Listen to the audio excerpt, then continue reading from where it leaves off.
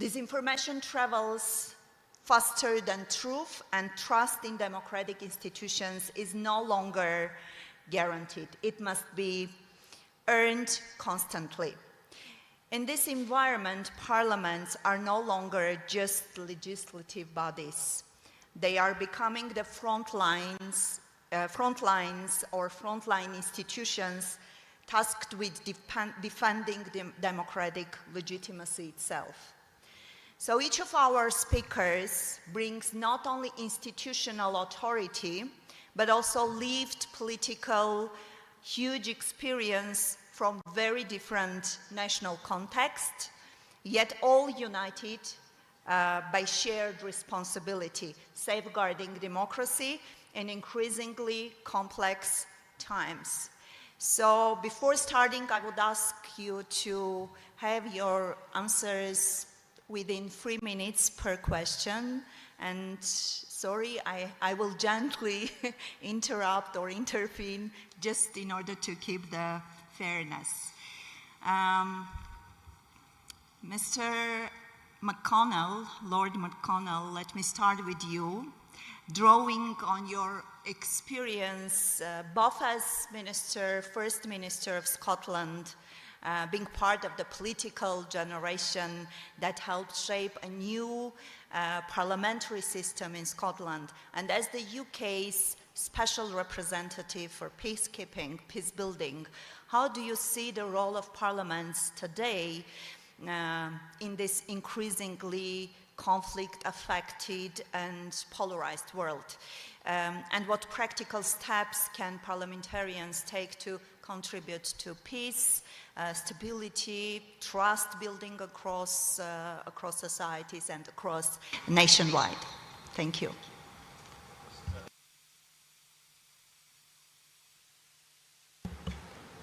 Okay, this is a huge question with many different aspects.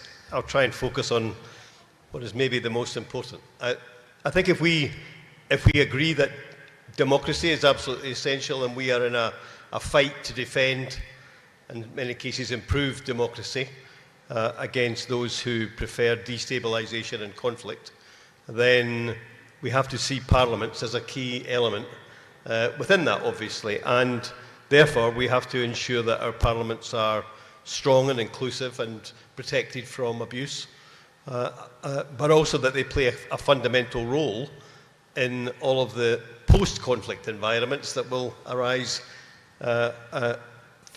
through this era. And in the UK, we were very lucky in many ways. In Scotland, we were very lucky, at least in being able to create a parliament through a peaceful process that was inclusive, and through all the turbulence of the last 25 years has been stable and representative. In Northern Ireland, we had a very different situation where the Parliament and the Assembly arose out of a conflict, but again was able to include the two sides in that conflict, and therefore has been able to maintain a peace over the last 25 years. So I think parliaments are fundamental in the defence of democracy, but they are also a fundamental tool for resolving conflict and for ensuring that the post-conflict environment is stable and representative. And we need to see this discussion, I think, in both of those contexts, given the increase in conflict around the world that we've seen over the last 5 years. Thank you so much, Honourable McConnell. Honourable Mr. Corletian, if I may turn to you.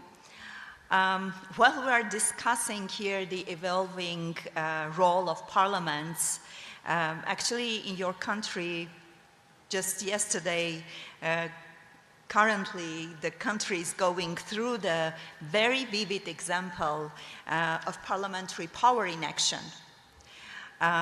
With the recent no confidence vote leading to the government's collapse. At the same time, Romania has faced other serious democratic challenges, including cancellation of presidential elections amid concerns over external interference. Actually, the issue which nowadays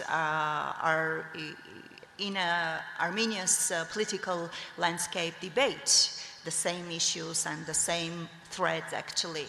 How do you define the line between protecting democracy and protecting democracy, ensuring security, while at the same time not undermining democratic values and not undermining democracy itself? Thank you so much. It's an important question, and I thank you for raising this question. I will start by mentioning the fact that in our case, in the case of Romania, we have defined early 90s the fundamental strategic goals of the country. And it was a very serious discussion within the Romanian society at the political level, different other levels representing the civil society, trade unions, different other social actors.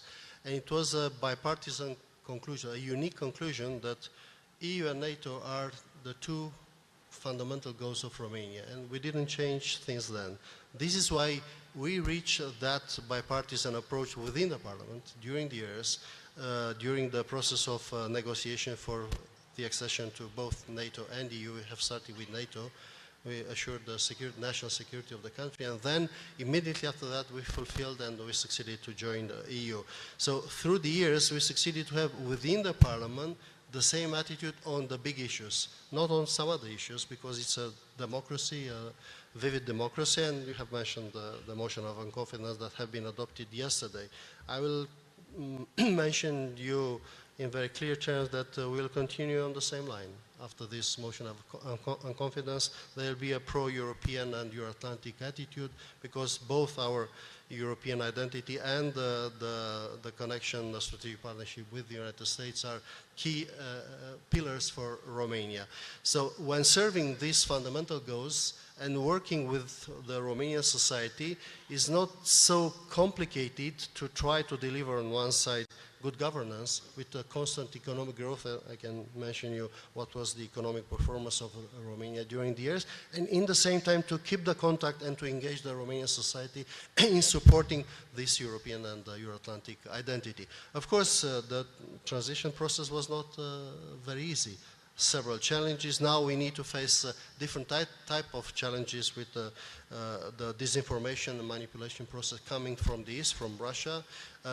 Also in the context of the war, crime of aggression committed against Ukraine, with the drones crossing from time to time the Romanian-Ukrainian border, hitting different targets in Romanian land, which is against the international law, with challenges against the Republic of Moldova, and we are very solidary with our brothers from the other side of the river, and of course strongly supporting Ukraine, but we can manage, and we have the democratic tools also together with our Euro-Atlantic and European partners to manage these challenges. The Parliament is playing a key role in this process. Thank you.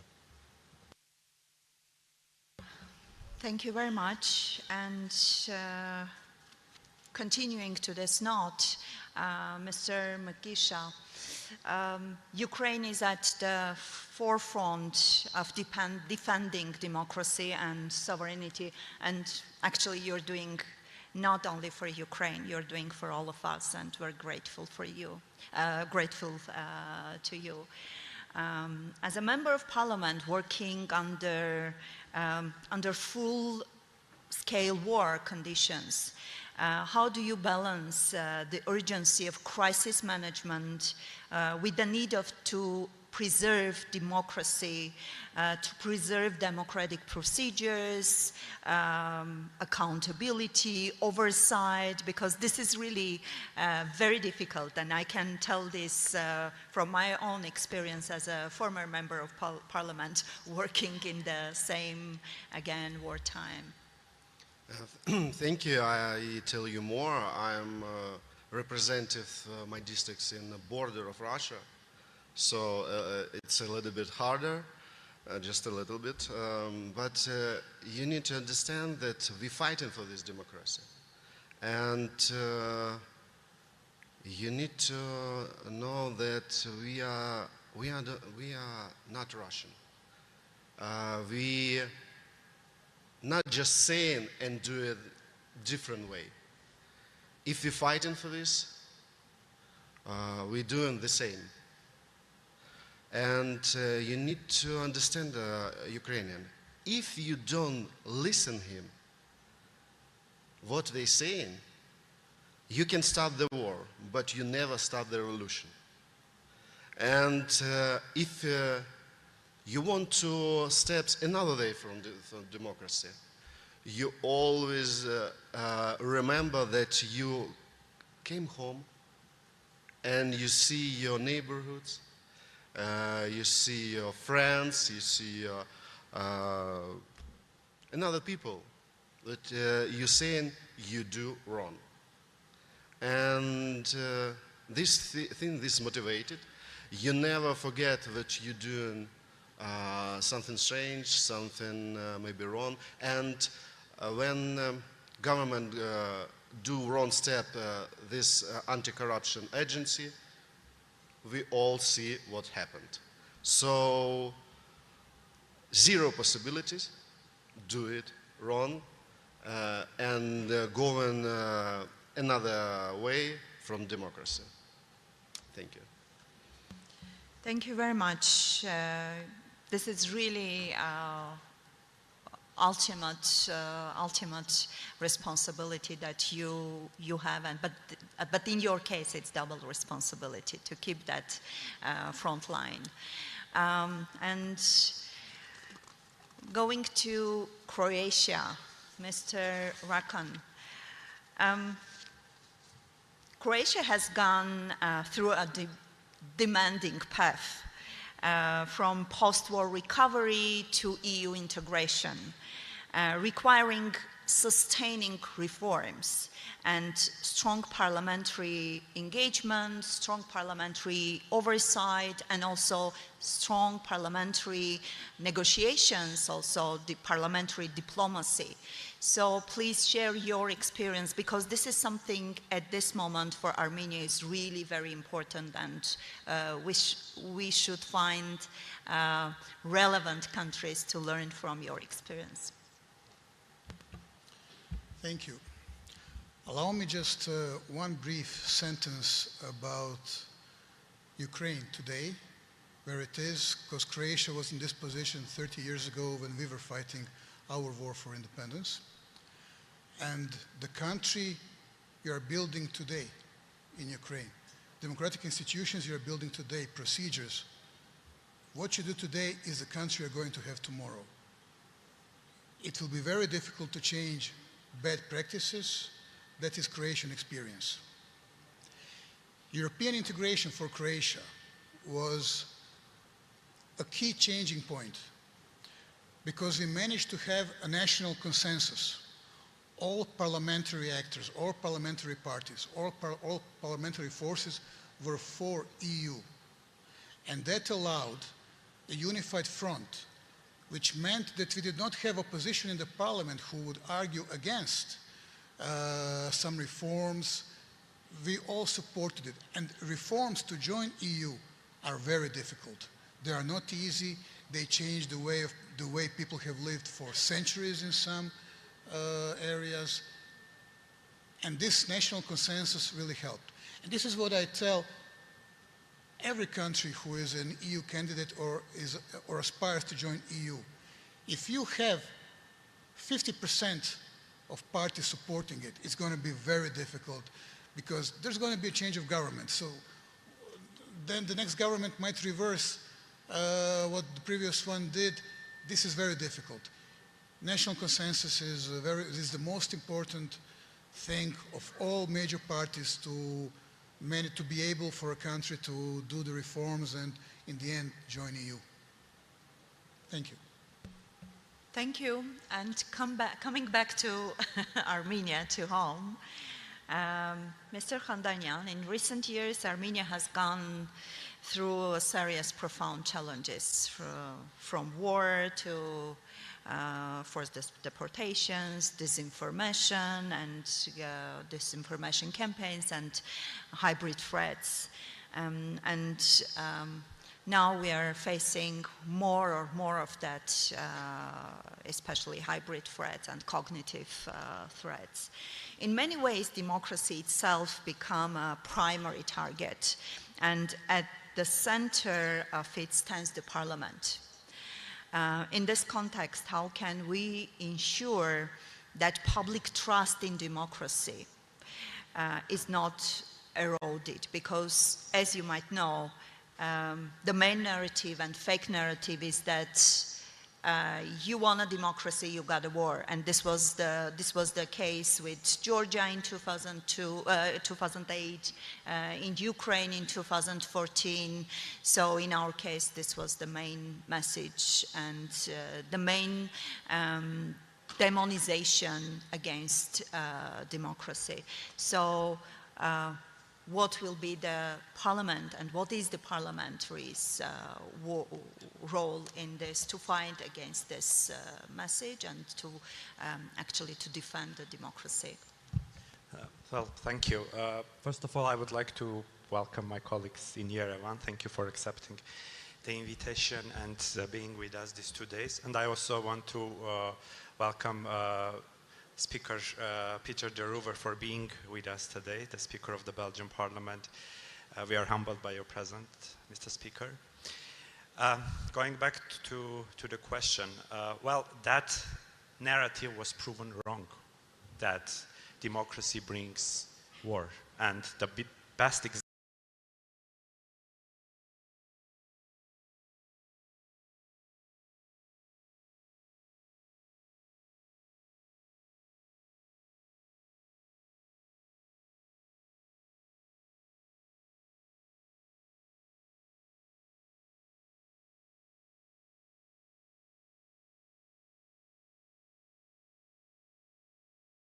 for that is the Armenian experience. Democracy is good communication.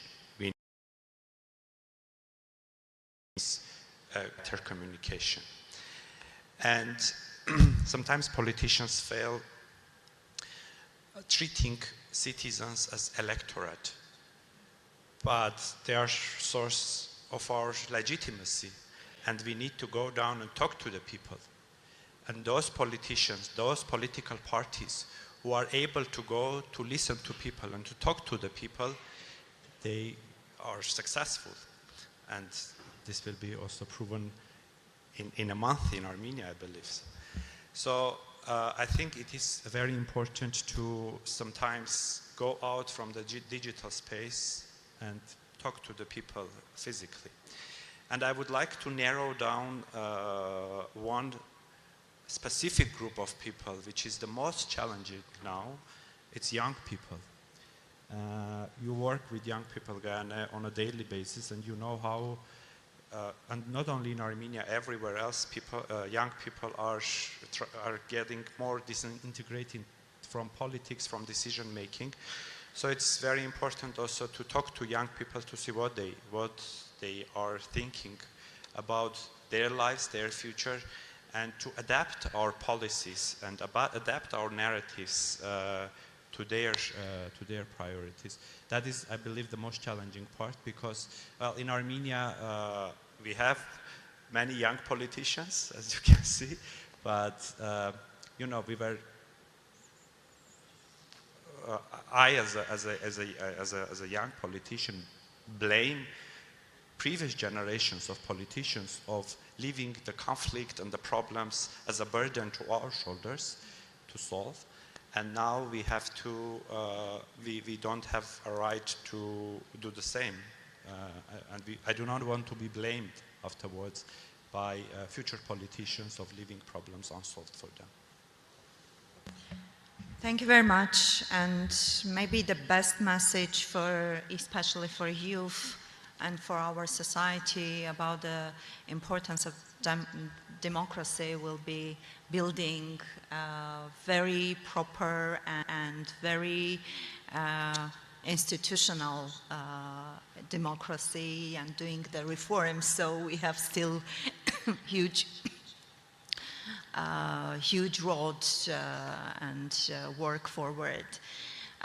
So the second round, again, honorary Mr. McConnell, I'm coming back to you to share your perspective,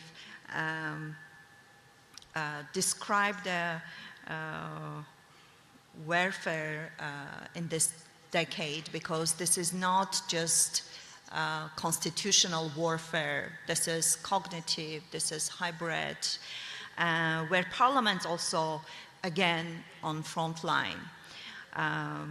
But this range from disinformation campaigns to cyber attacks to crypto financial mechanisms such as money laundering through cryptocurrencies, etc., all of which can directly undermine democracy and democratic systems. So what parliamentarians can do in this regard, because, or the question maybe will be, do they have proper tools to fight against such challenges? Because, or our main tools are from previous era, which doesn't really work now. So we have to think also in this regard.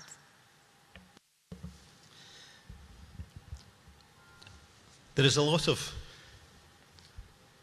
legitimate talk at the moment across Europe, in East Asia, in Japan, in Korea and elsewhere, about the need to rearm, to deal with the current threats as best exemplified in Ukraine. But I think we also have to recognise that alongside that physical battle, we also have a battle for democracy, and that is at home nationally, but it's also international. And we've seen recently in the UK the introduction of crypto corruption into our politics. We are, and this is a factor that we are seeing now right across Europe and elsewhere in the world, the use of money that is not transparent affecting our politics, alongside disinformation, alongside denigration of democracy, to try and convince young people that democracy does not matter. And I think those of us who believe in democracy, who believe in parliamentary systems and public transparency, we have to get alive to the fact that we are now in a battle of ideas, in a parallel war to defend democracy and to preserve and extend democracy around the world. And you know, in recent years, we've had former President Biden talking about a global alliance for democracy. We've had the coalitions of the willing governments coming together, whether it's to defend Ukraine or to try and bring peace in certain regions. But parliamentarians and Democrats need to stand up too. And I think we need to come together globally and ensure that future generations understand the critical importance of democracy, the change that brought to Eastern Europe, the change that it has brought perhaps more recently to this region and other parts of the former Soviet Union, the change that it's brought in parts of Southeast Asia, and the way in which a democratic parliamentary system, because of its inclusivity and because of its transparency and the scrutiny that it brings, it can ensure that governments are behaving properly and that people have full representation. So I think this is a global fight now. I think dealing with the disinformation, dealing with the dirty money, dealing with the disillusionment that is fed by everybody now, from America to Russia to elsewhere in the world, those of us who genuinely believe in powerful democratic systems, Parliament's at the centre of that, we need to stand up and fight, we need to come together globally, and we need to win this battle over these coming years, alongside any other challenges we might have in the more physical areas of defending the nations that we represent. Thank you very much. Mr. Korletian, coming back to European dimension, because at this moment in Europe we see in Europe we see the fragmentation. And this is one of the main challenges because it used to be the main peaceful and democratic value that we used to see and we used to see as an example that we all wanted to be a part of it. In this fragmentation, how can national parliaments contribute to maintain unity within the EU?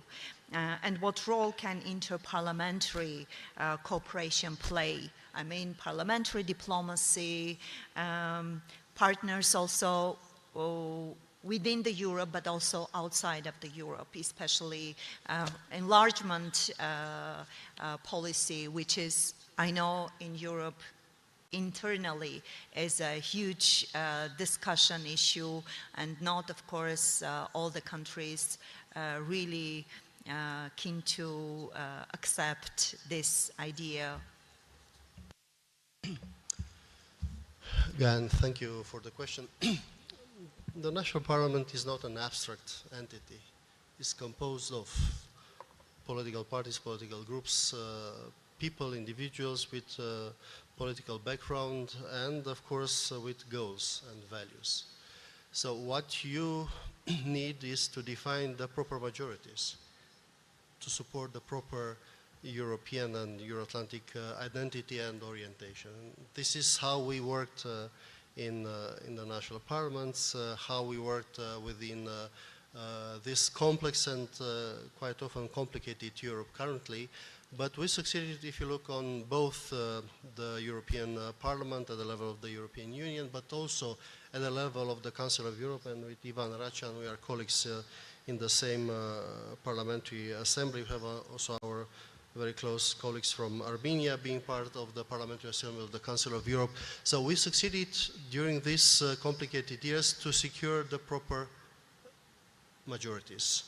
And this is why I give you one example, making reference to the dramatic situation coming from the crime of aggression committed by Russia against Ukraine. It was the only international organization, the Council of Europe, that succeeded at 15th of March to exclude Russia from the organization based on unanimous vote one day before the Committee of Ministers coming from the Parliamentary Assembly of the Council of Europe. That means the national parliaments of the Council of Europe supported strongly this decision for the obvious reasons. And now it's the Parliamentary Assembly political engine through the national parliaments, including my own national parliament, which is supporting the finalization of the process for the establishment of the Special Tribunal for the crime of aggression. In the Romanian parliament, it's a clear position. It's a majority. It's not a unanimous vote, not anymore, because of these, let's say, populistic trends, and we are subject of the same Russian virus. It's clear. But we succeeded to manage this negative process and to assure this clear majority in support of our fundamental democratic values. Multilateralism, I saw the papers that have been distributed before the forum. It is made a clear reference to multilateralism and the international society based on rules, not on the use of power. This is part of our democratic background, and we are strongly supportive. You will find this specific reference on in any or all the foreign affairs chapters of any governmental programs in my country. So this is the right attitude. The enlargement process is one of the key elements that we are using in supporting one of the most successful projects and tools of the European Union. And now we are interested to use it more, even using the tools of the Council of Europe, because the Balkan region, the Eastern Partnership, Ukraine, Republic of Moldova, now seeing back on the track Armenia, strong support for Armenia's European goals, and we are working on a strategic partnership currently, which will include this very substantial dimension of supporting Armenia for its European path. So this is how we can manage this type of challenges, which are real, where we need to face within our European societies, but we need to stick together based on the democratic acquis. Thank you very much for the great example, which is really specific, and this really gives the main understanding how it really works in reality. Again, Ukraine and Mr. Megisha, Ukraine's experience has become really an example, huge example for all of us, to example of resilience, and keeping the democracy in under extreme pressure. But I want to look ahead. So looking ahead, how do you ensure that extraordinary measures taken during wartime do not become permanent, and that democratic institutions fully return to normal functioning once the conflict ends, and I do believe that it will be very soon. And these questions really resonate what Mr. Rakan said, bringing example of Croatia. Yeah, you always had the possibility, whole country, except, especially when you had some conflicts or especially war. But we have the greatest values in our country. It's our people, our society. And they always want to choose, always want to change, always want to vote, but they didn't.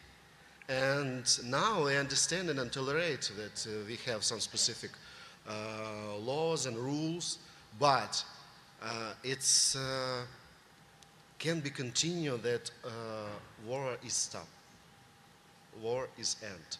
And example what I give you about anti-corruption agency, it's a good example that our people don't want specific thoughts our government about that.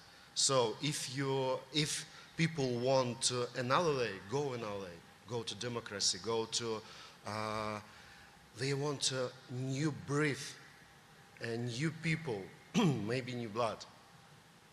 They want to vote, and if these laws and these rules don't give this that chance, Ukrainian it's doing how we want, and whole politics in our country understand this. So I think that it could be, but it's not in our country. I'm pretty sure for this. Thank you. I believe also. Thank you very much. And again, Mr. Racan, based again on Croatia's experience, what would be your key advice for countries like Armenia that are deepening their cooperation with the EU? Based on your experience, how can smaller states use their parliaments to amplify their voice in international affairs, and to, especially for deepening cooperation with European countries, bilateral, multilateral, what is the main role of parliamentary? Thank you. The main role of a parliament is to have a debate, a discussion on whatever is on the agenda. Please keep closer. Closer, sorry. Thank you. So the main role of a parliament is, or the key benefit of a parliament, maybe that is a better way of putting it, is to have a public discussion of any item that is on the agenda.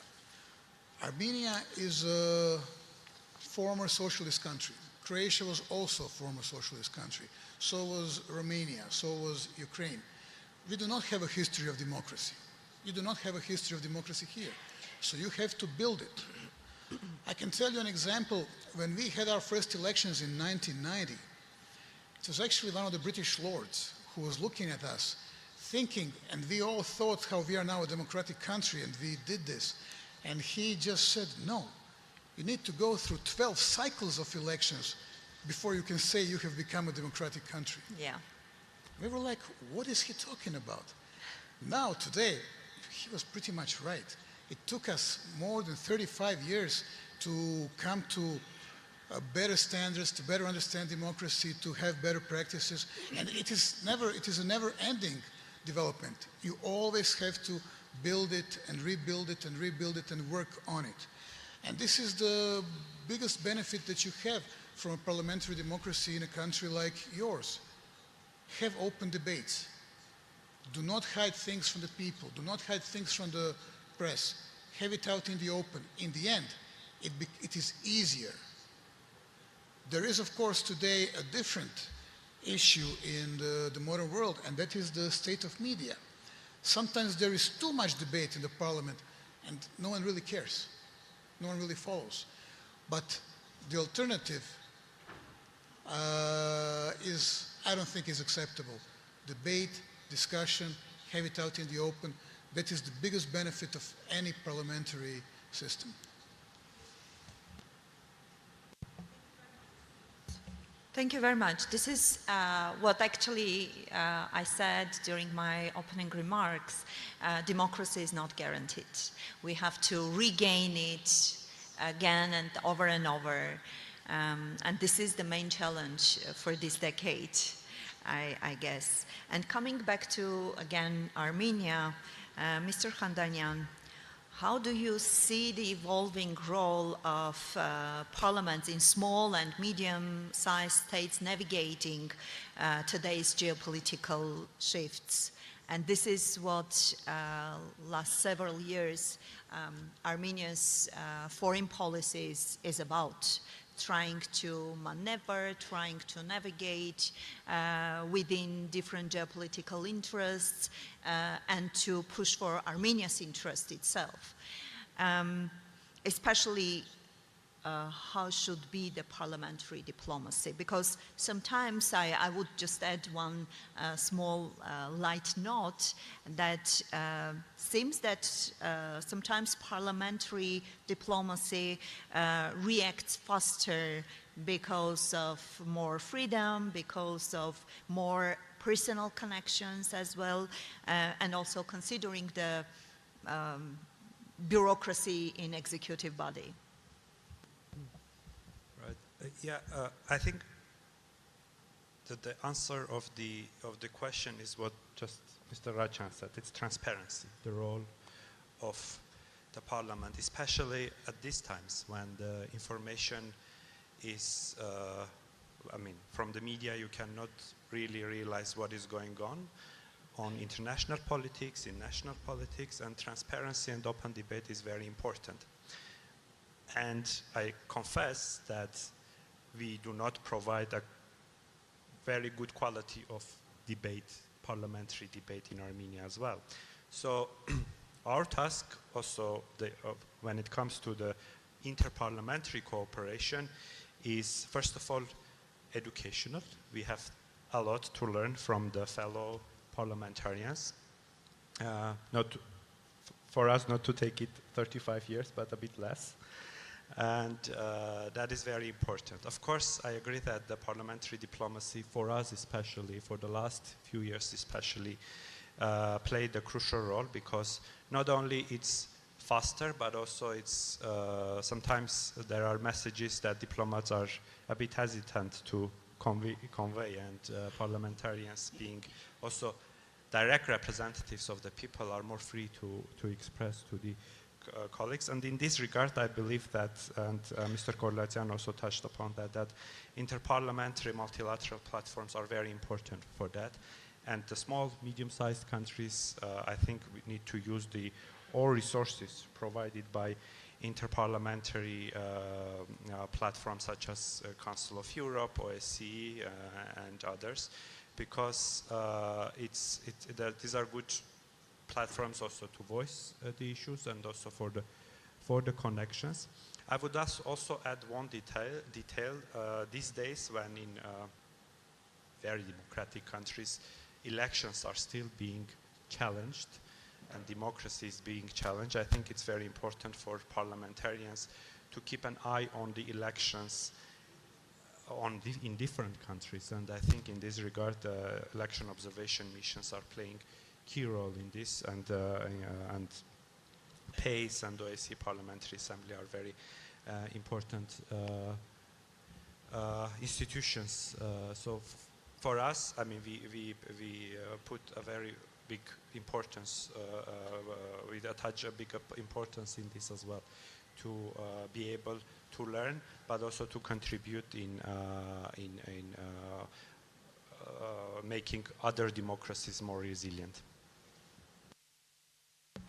Thank you very much. So I will open the floor for questions for the audience. Please raise your hand. I will try to see. The room is too big.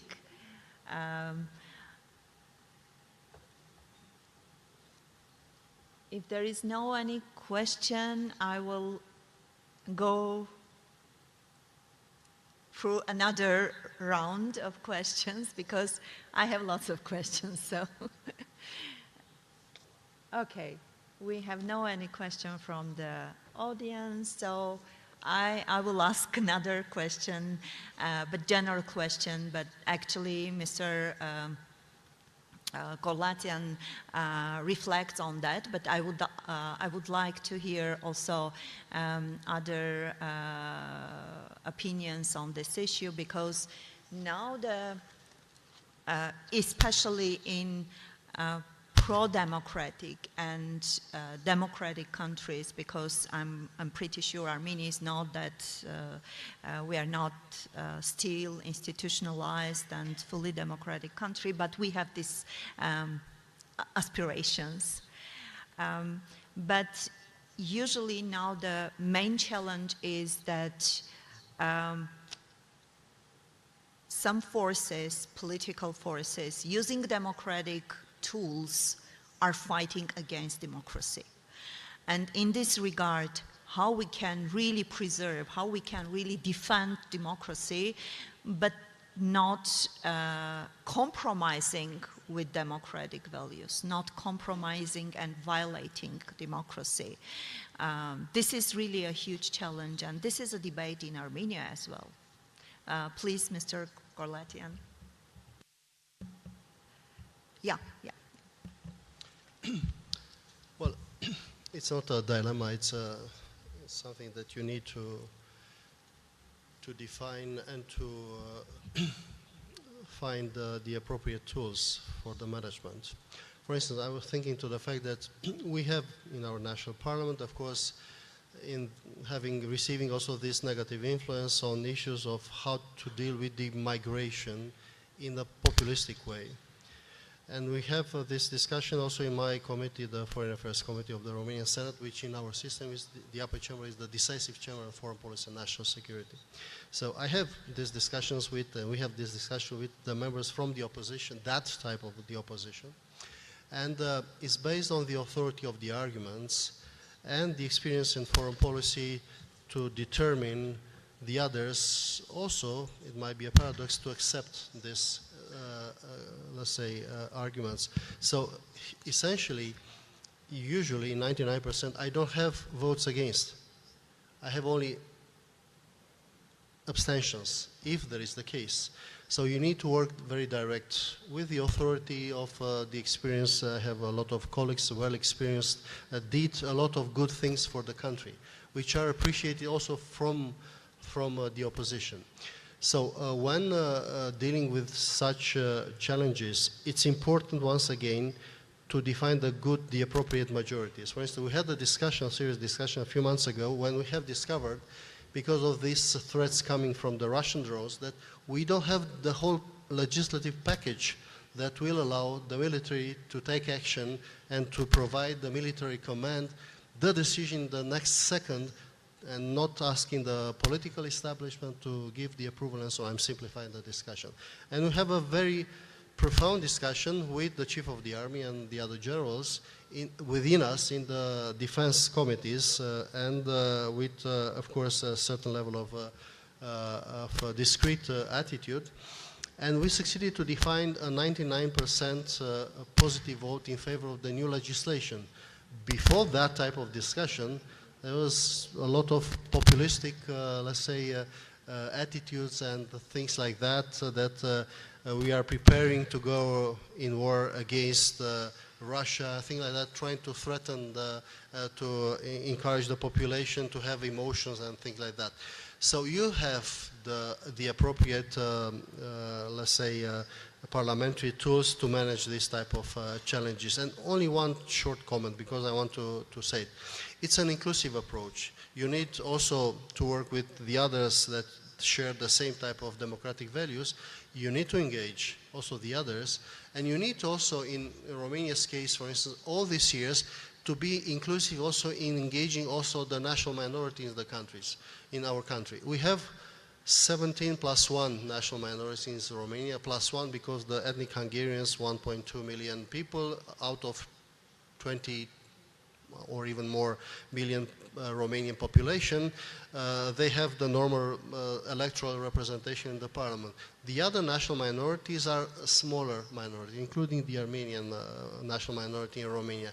And nevertheless, we have a mechanism of constitutional mechanism providing almost automatically one seat for every and each national minority. It's important to have the voice of the national minority in the parliament. They are regrouped in a political group composed of 17 MPs, which is an important political group. And of course, we are engaging them. For instance, with the Armenian national minority, I thought at a certain moment in Romania, everybody from the Armenian community is called Varojan.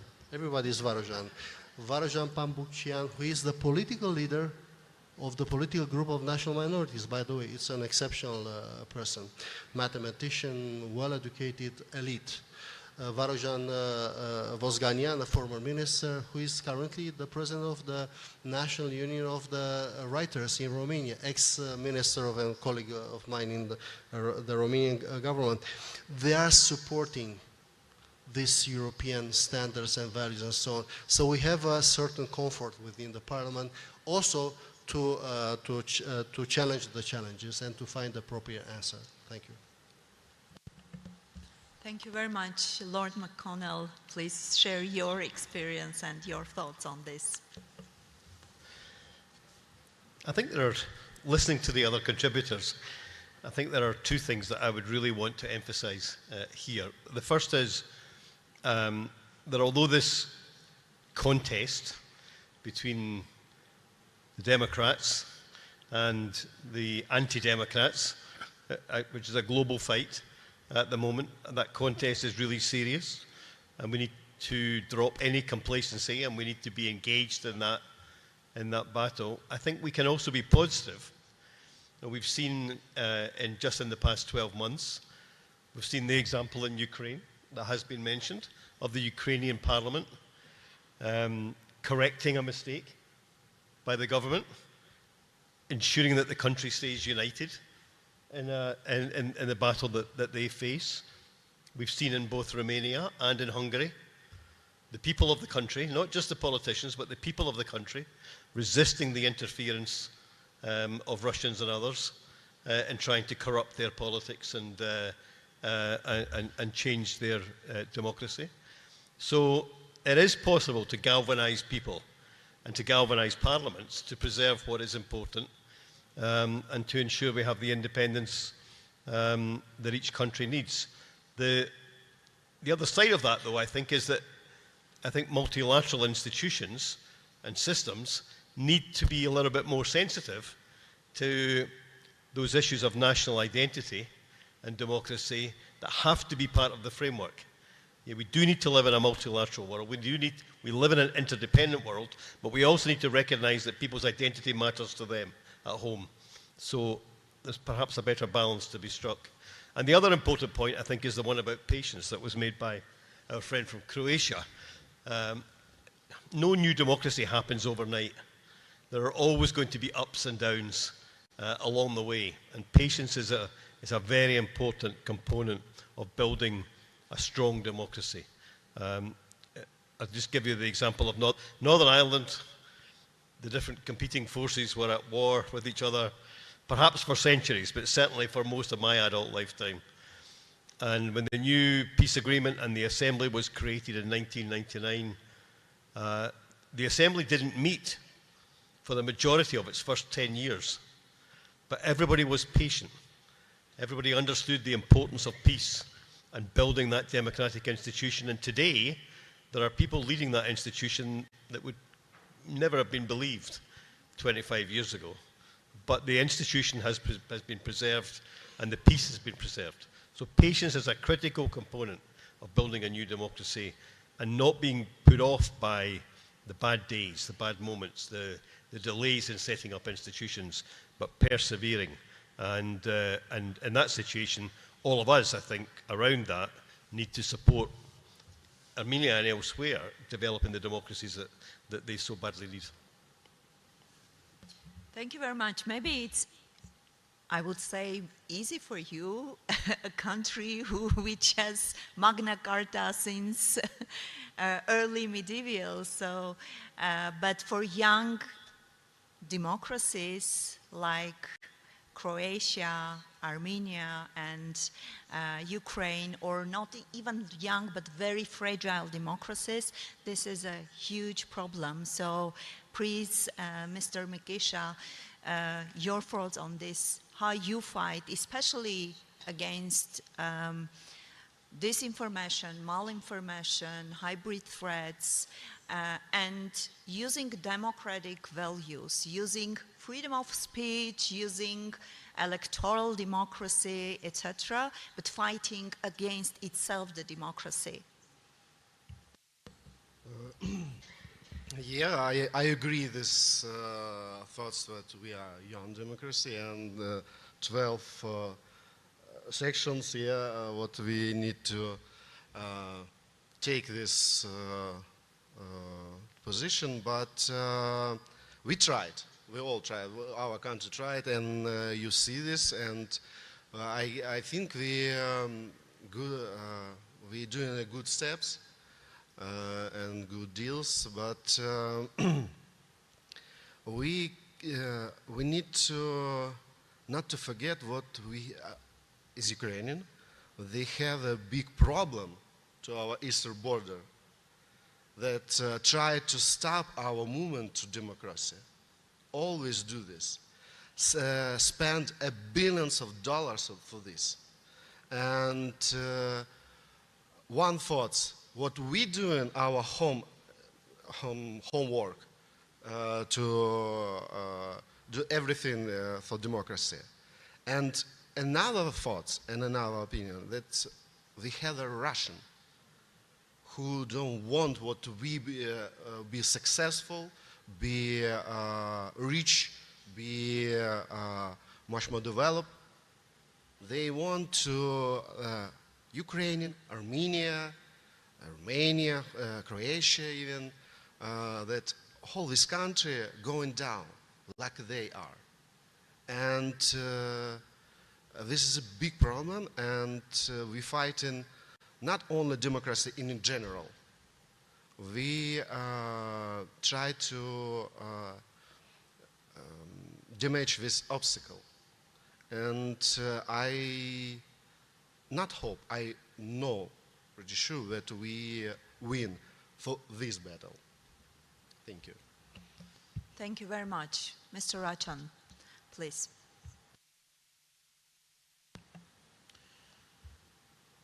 There is, of course, a well-known saying, now a century old, by Mr. Churchill, how democracy is horribly inefficient, terribly slow, and generally a bad form of government, but still it is better than all other forms of government that have been invented and tried. And this is the key position that I will always take. Until there is something better than democracy, we have to fight for it, and we have to fight for it again and again and again. And the hybrid threats are basically something that need to be dealt on a technical level. And these technical systems can be built, we can share experience, and we can help each other. But the biggest threat for democracy, in my opinion, is the perception of inefficiency. And this is where huge movements rise for autocracy. For example, it takes a parliament at least a few weeks, if not several months, to pass legislation, to make a decision, while a government can do this in a day or two. And of course, it is more romantic, it is more sexy to be able to make a decision very quickly. But what if that decision was not in the best interest of the people? What when it's a mistake? One when there was no debate? And this is the main thing about why we need to preserve democracy, why we need to fight for it, because, as Mr. Churchill said, it is still better than anything else that we know. Exactly.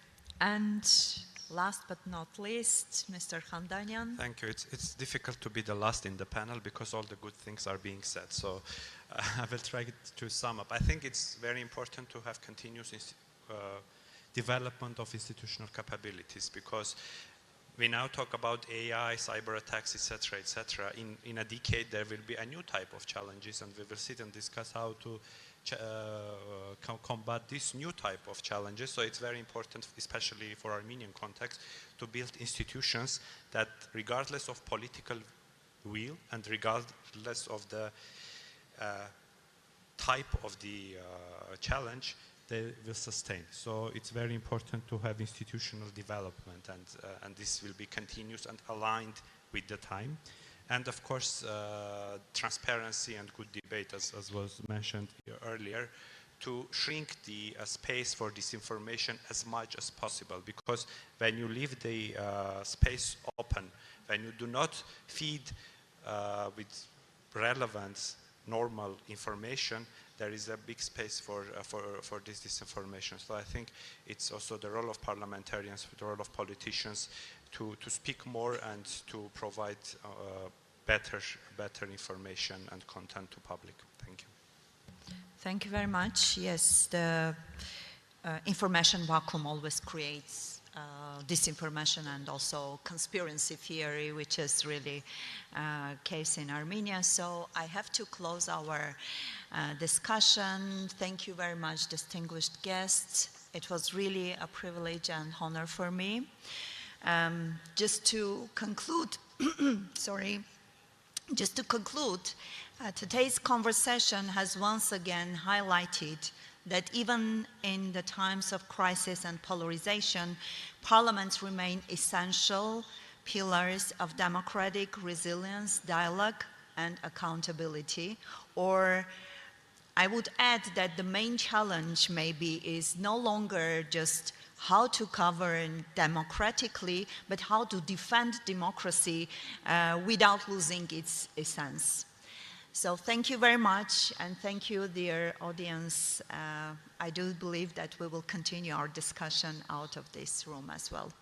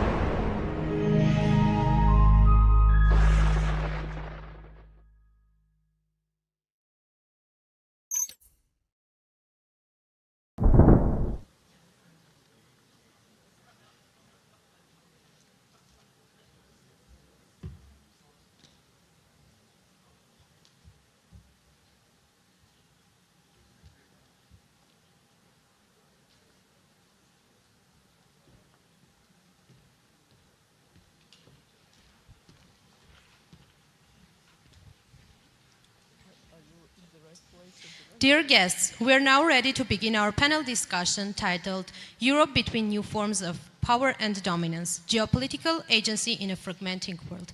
Allow me to introduce our moderator, Ambassador Simona Leskovar, Program Director of Bled Strategic Forum, Slovenia. Dear moderator, the floor is yours. Thank you.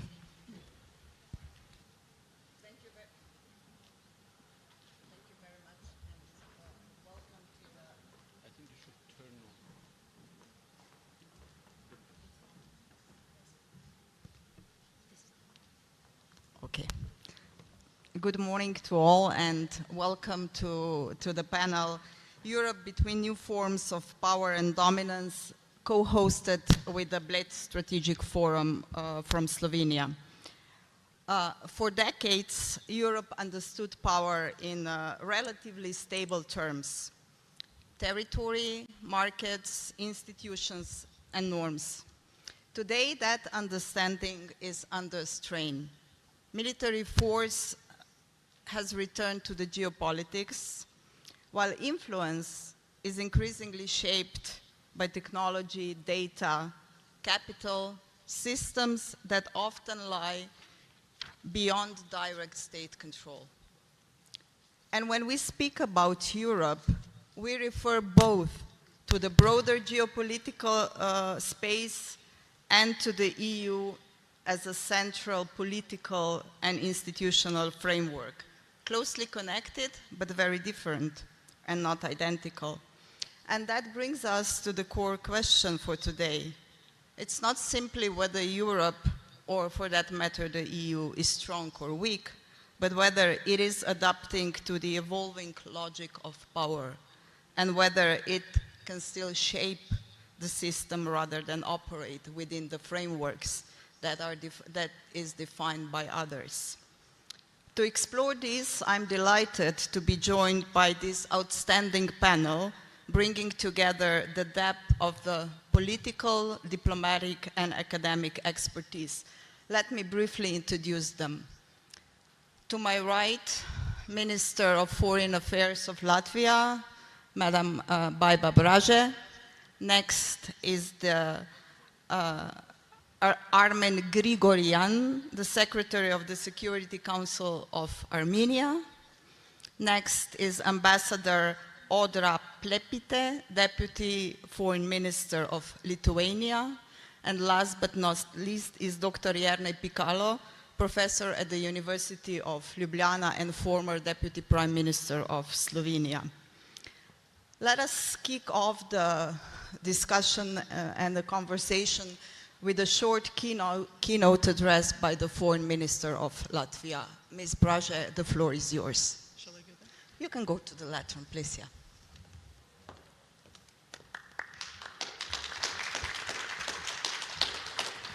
And good morning, everyone. It's a pleasure to be here in my official capacity. It's my first visit, so I look forward also later in the afternoon to see some of the more beautiful parts of Yerevan.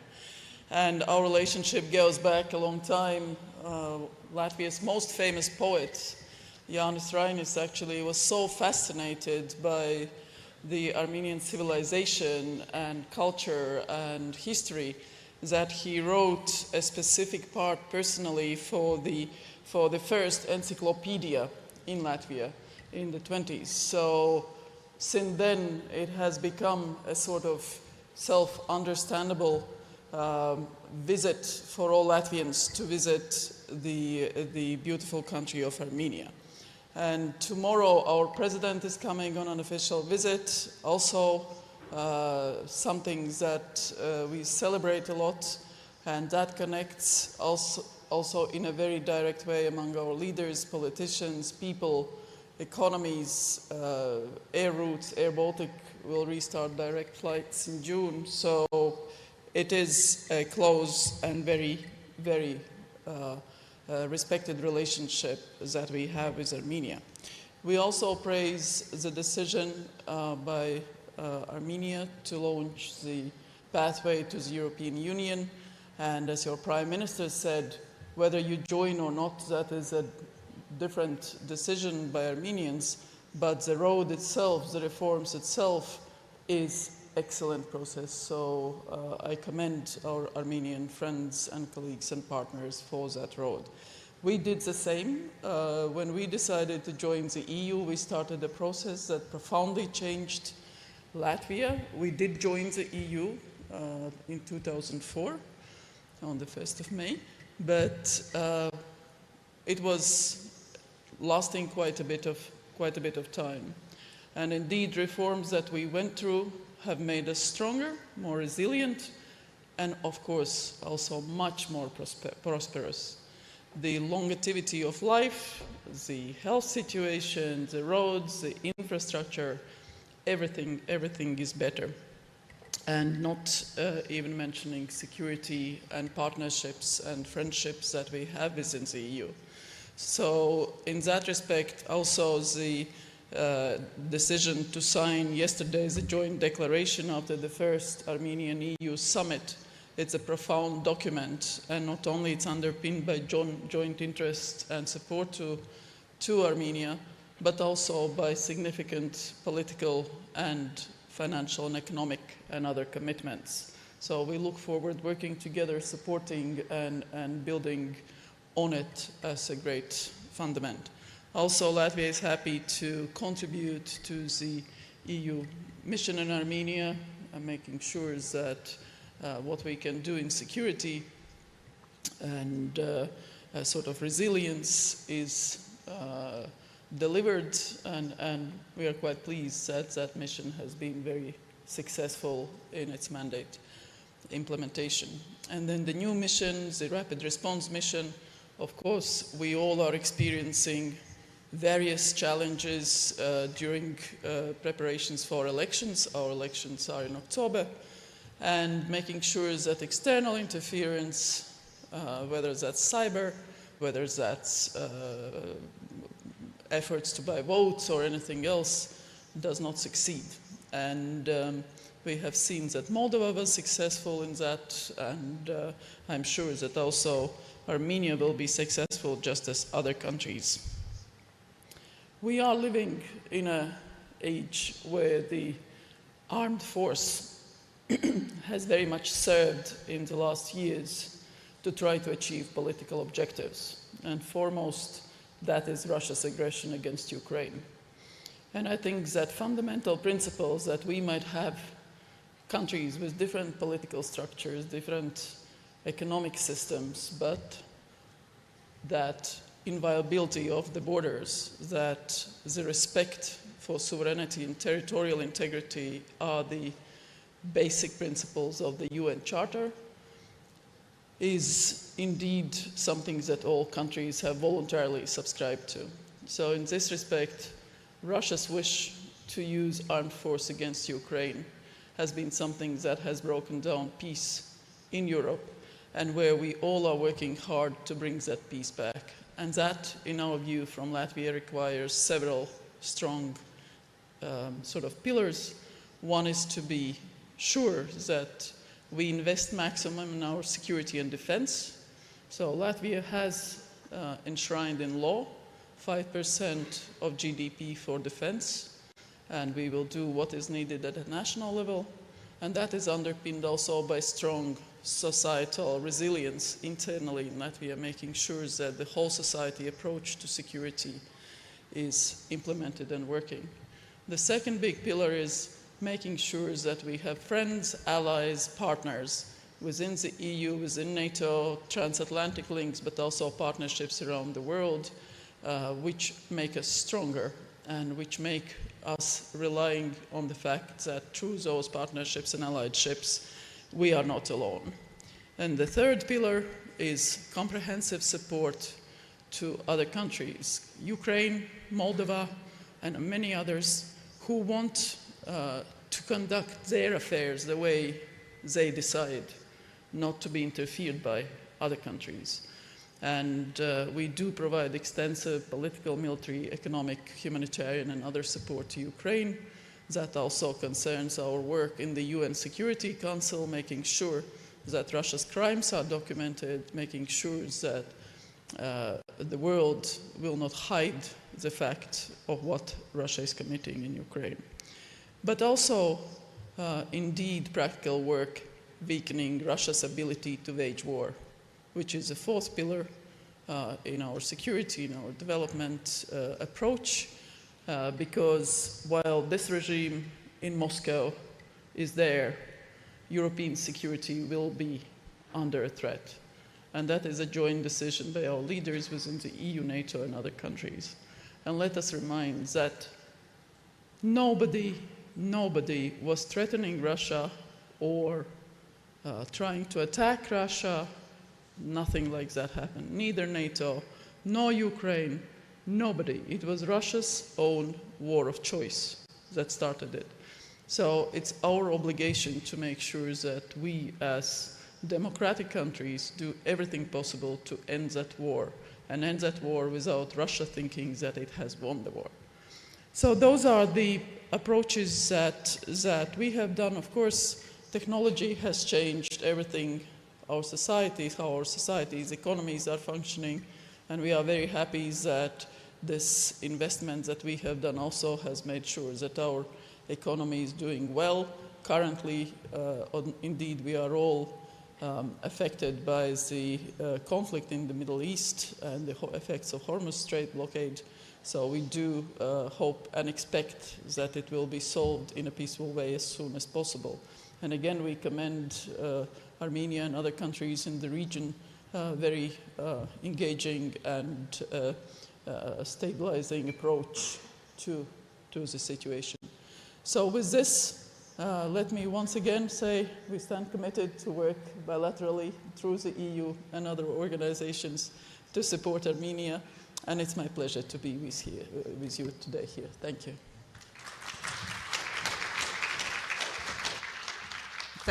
Thank you, Madam Minister, and I wish you a very successful bilateral visit tomorrow. But let us start the debate now. We have approximately 40 minutes. As Minister mentioned,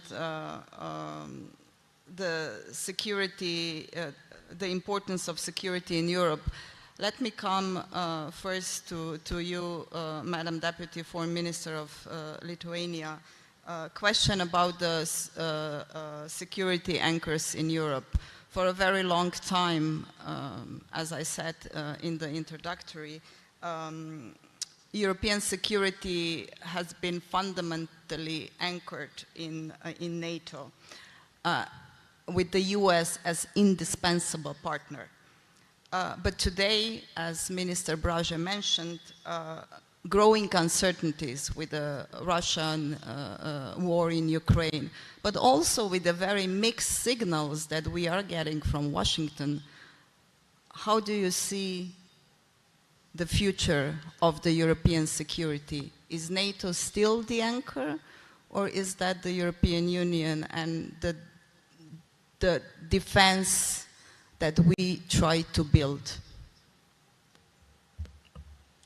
Thank you very much. Yeah, coming back to your question and what you said, US was an anchor of NATO security or European security for decades. But I would say it was anchor especially after the Cold War. When we remember how was the European security during the Cold War, there was many European countries as well were adding to that NATO deterrence and security. If you can see how strong German army was in 1990s and how it's now. So I would say that as well, yes, we lived as Europe, we lived in very good, I would say even paradise, 3 decades since the Cold War until almost now, when we could only focus more on prosperity, economic development, more integration, which really strengthened us. And that I do remember the security strategy was drafted by Solana. I think the first sentence was that Europe is as never prosperous, peaceful, and well-being. Now what we see during the last, I would say from 2014, especially now 2022, we live in a completely different world. Russian aggression against Ukraine and still even increasing aggression by wars, by by disinformation, but even hybrid all the actions, shows that really Europe is facing completely different security situation. And it's not only Europe, I think, worldwide. And as I mentioned, also US realized that they cannot be that only anchor, and that Europe has realized that also we have to step up and do everything possible. So answering to your question, yes, I think NATO still remains and is as our main anchor of stability and security in Europe, on the whole transatlantic alliance. What is needed, that NATO, it's not only US, which is the main. Europe has stepped up. NATO and European security, transatlantic security, has to have at least two strong pillars, two strong legs.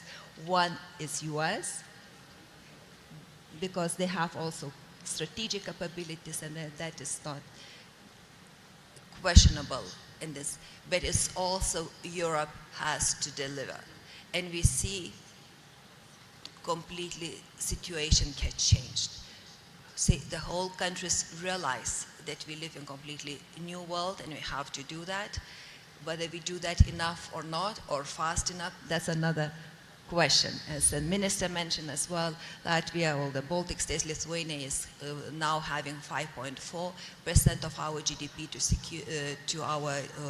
for defense, because we see that as a necessity. If we want to be strong as prosperous, unfortunately, we need to go back to this old-fashioned security when we have to have also strong defense. That would be the best deterrence for any conflicts. And I think, and it's not only enough that member states would do nationally what they do. We see also very good. The Germans, very strong. Poland as well. Many European countries, they do that. That would be via commitments in NATO, reaching up to 5%, at least 3-5% to this defense or security. But it's also very important that we use all the possible mechanisms. And here steps up the European Union, which also already opening the new area of cooperation.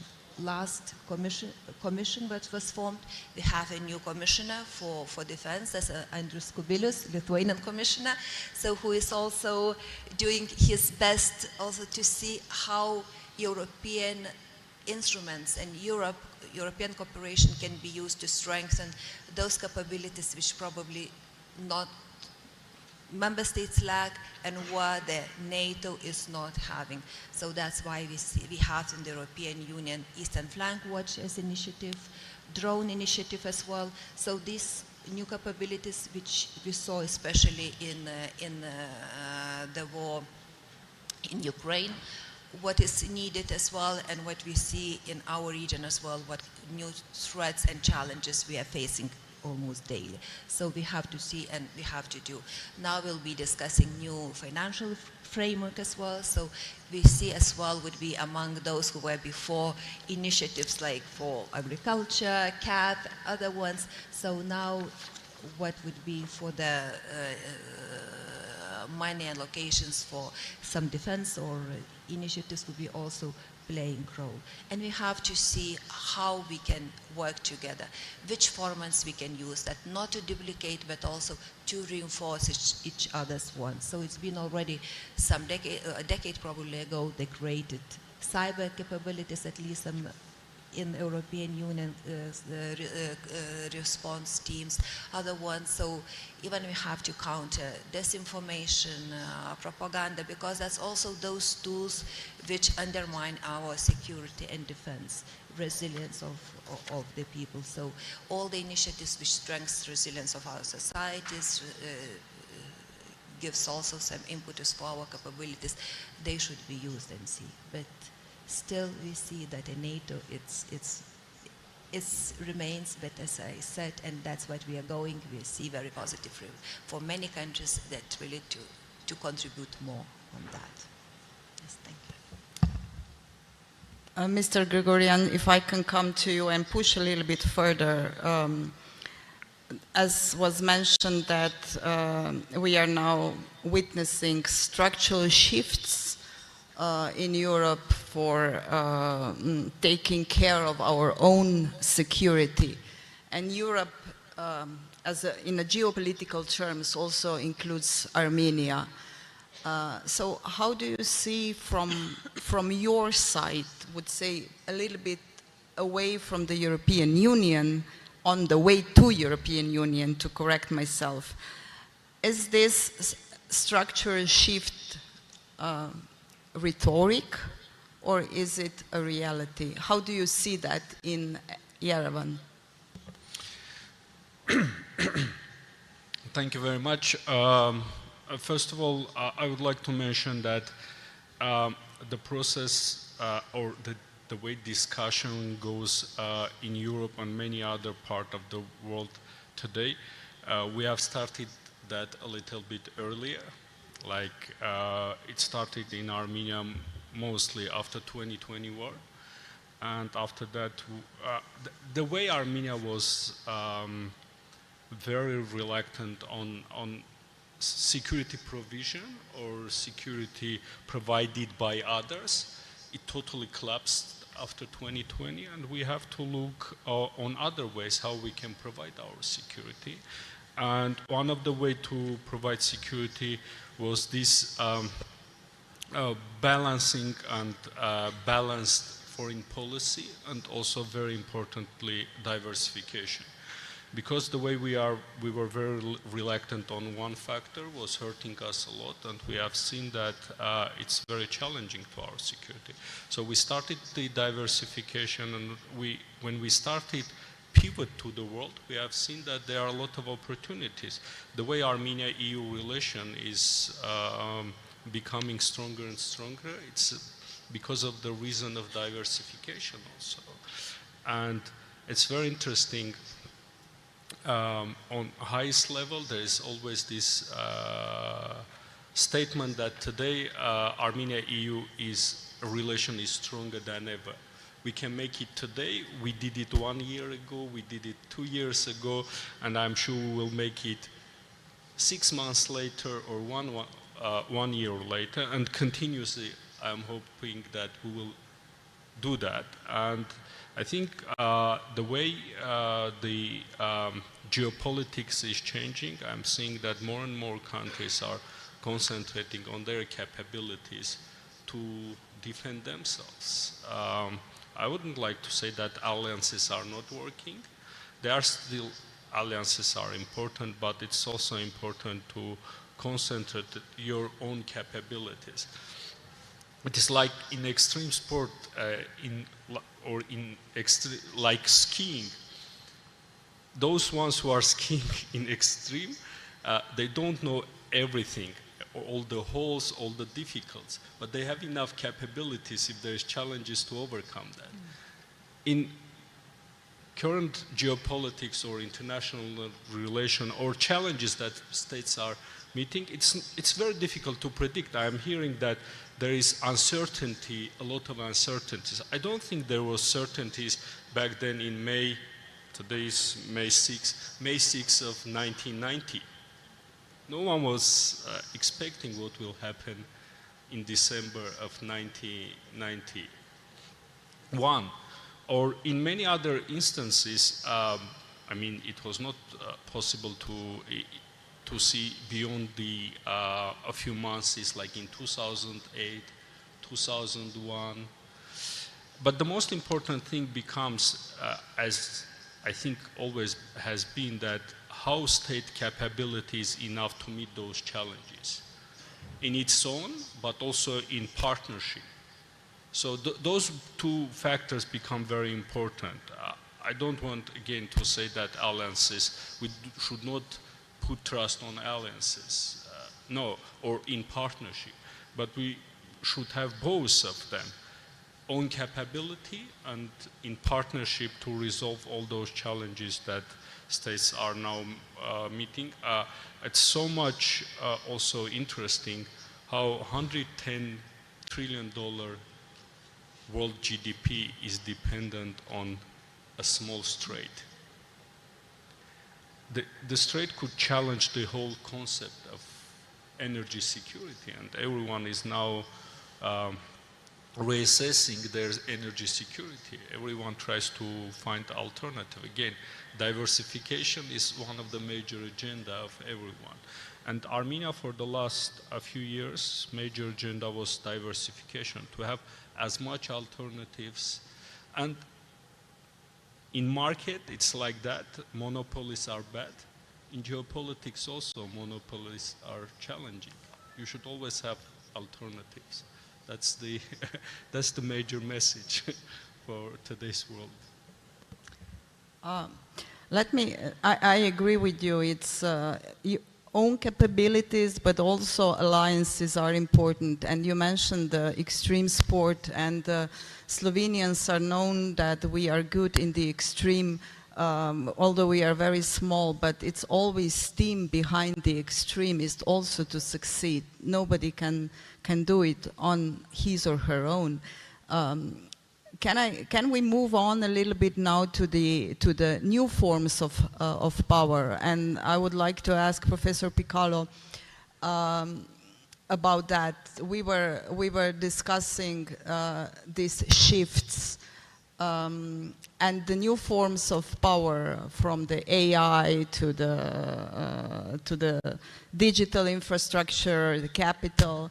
They are beyond state control, mostly. So how that influence the shift, or how do we understand in Europe, in European Union, this shift? Madam Ambassador, thank you so much, and to the organizers, thank you so much for having me this morning on the panel. What we are seeing is a rather complex, I would say, a complex intertwine of three elements that are intertwined in a sense. First of all, militarily, when we speak, we're living in the unipolar world. However you take it, it's still unipolar, with one very strong and the only capable force that can intervene anywhere if it wants in the world. It's the only capable force that is there in the world. Secondly, and this is already a profound tension, economically, we don't have a unipolar world anymore. We're living in the multipolar world, where we have a developing and hugely and quickly developing Asian economies, African economies, BRICS economies, and so on. And of course, Europe's still large economic capacity. So this is multipolar. But then, as you're asking, Madam Ambassador, we are moving into a world that is not polar anymore. It doesn't have any centers. This is the challenge. Because the new world is the world of data flows, is the world of blockchain, is the world of AI that doesn't come from a very clear center.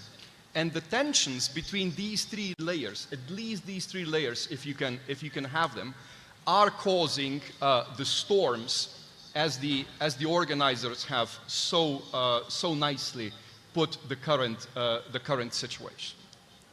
I think what the EU needs to look into, if that is the question, is exactly these new forms of power. We know that we have to build militarily. We know that we have to do it economically. But then there are new forms where we are lagging behind. It isn't just about regulating. It's also like a Digital Services Act. It's about developing new ones. This is where we are at this moment. This is where we have to be at the forefront. Because if we'll be dealing, of course we have to deal with military, of course we have to deal with economic, no doubt about it. But then again, we have to find energy, and we have to find the strength to be dealing also with structural issues of new forms of power. Because otherwise, someone else will define it for us, and someone else will make the rules of the game. And if someone else makes the rules of the game, we'll again be lagging behind in the new accumulation strategies. This is what happened to China in 1750s, because they were too slow in adapting industrial form of production. They were simply too slow. And that set them back for roughly 200 years, even 230 years. And this is where we are. And this is what Europe really needs to think strong about it. Because these are new forms of not just capital accumulation. Yes, there are new forms of capital accumulation, but also new forms of dominance, new forms of power. That's why blockchain, AI, data flows, etc., etc. This is the new oil, if you want. Okay, oil is back now that Strait of Hormuz is being blocked twice. But, you know, the structural changes are happening elsewhere. And this is where I see, and I'm rather critical about it. We in Europe, we know how to regulate, but we don't do enough on producing our own. We don't do enough on participating in setting the standards, setting the structures of the new forms of power. Thank you. We will return to this kind of question a little bit later and the dominance. But let me go to the Minister Braje now and ask her, as Professor Picalo was talking about, also the instruments of power, the security, technology, the economic leverage, the political cohesion. You are sitting at the Foreign Affairs Council, you are a foreign minister, you travel with the president, with the prime minister, speaking to the leaders. Where does Europe, in your opinion, today have a real capacity to act? And maybe if you can identify the most critical gaps. I think a big change was the Lisbon Treaty of 2010, which changed the decision-making in the EU, which added European Parliament as co-decision maker, which from one hand has slowed down the decision-making, especially on the issues like technology or simplification of regulations, or, you know, it just takes much longer to come to the decisions, whereas it was a commission representing the treaties, you know, and the whole of EU interest and the member states before. Now we have the parliament as co-decision maker. So the trialogues are lasting forever sometimes, you know, so it's just not there.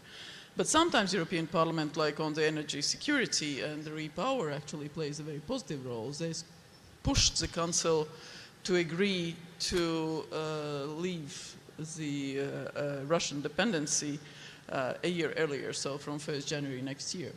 But that is something that by the nature makes Europe different, EU different from other parts of the globe and structures of the globe. And I'm torn between the speed where we need, especially on defense, security, technology, on the AI, on, you know, letting our enterprises thrive and compete in the world, where I have the feeling we are holding them back because of that slower decision making and lack of sort of response to their needs. From other hand, of course, it makes us more resilient because that is the nature of democracies, to include those various groups, the interest groups, you know, the businesses, those concerned about privacy or others in the decision making, to make sure that we come at something that is then accepted by everyone in our societies. So I think this is where, in the current age, where security and defense decisions have to be made very fast, also we have to find a legislative way how to change that. That on security defense issues we should have a fast track decision making. At least that we have made at a national level, and where also procurement or impact assessment decisions are made much faster to make sure that we are able to respond at the speed of relevance. And that would help for all of us in a wider European continent, not just the EU itself, to also compete in the world. Because indeed, Professor is right, One is the hard powers, the national defense. Nobody has replaced those capabilities. Yes, that's why 5% for defense.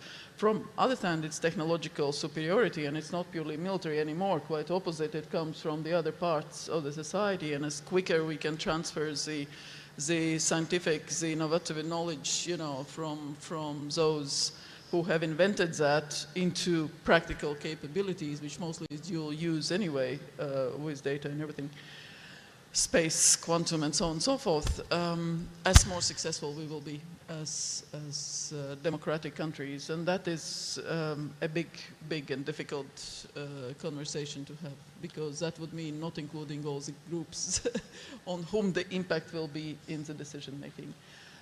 So at the national level, we have sorted it. We have very good, we have pooled university top minds together in the quantum community, which has joined NATO quantum community, which has a safe space to experiment, to develop. We have the support mechanisms for the companies to develop and fail and start again, and to enable them to compete. That's why, for example, the whole autonomous system ecosystems that we have has been literally very, very successful. But again, we need the EU also on the simplification agenda to be much faster, much faster.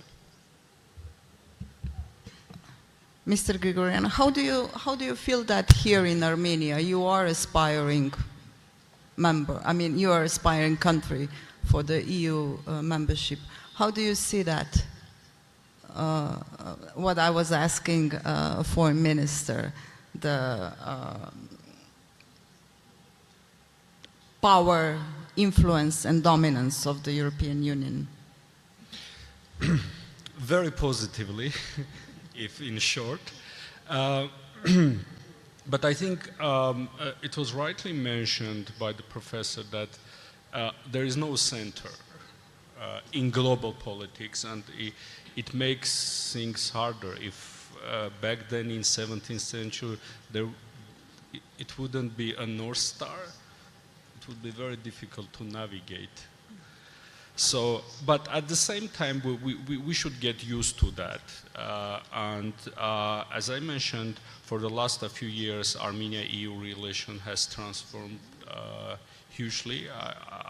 I would dare to say even a revolution happened between Armenia and EU, and we continuously say that Armenia-EU relation is stronger than ever. And we will continue working in this direction and make efforts. But in this context, I would like also to mention that how geopolitics is becoming also complicated. Also taking into consideration our region. We have been able to transform the region in the context of being perceived as a conflict region, from that point to the peaceful region where yesterday EU president calls investors to come to Armenia. That's a shift. That's again a revolution that happened in the region, and we hope and we are sure that we will continue in this direction. And first of all, institutionalizing peace with Azerbaijan, but at the same time, being an island as a stability, I mean the region being an island, attracts more attention, and all the countries from the region and all the people from the region are benefiting from this, and we will continue. We see in this navigation EU as a very important partner to go to navigate in these difficult times, but at the same time we are building partnership with other partners. That's very important for us, because in this fragile world you need to work to have a 360-degree view. That's very much important. The idea that Europe fully protects its values and rapidly build power sounds neat, right? but it's, in practice, the tension is real. So my question to both of you, Deputy Minister and Professor Piccolo, systems that generate dominance, especially AI and digital and capital, tend to reward scale, speed. Minister Braje mentioned that we are lacking speed sometimes in the European Union, while our European values emphasize the right, accountability, and constraint. And those two naturally move not at the same pace. So can Europe turn its values into a source of power? That's a question to both of you. Yeah, Madam Deputy Minister.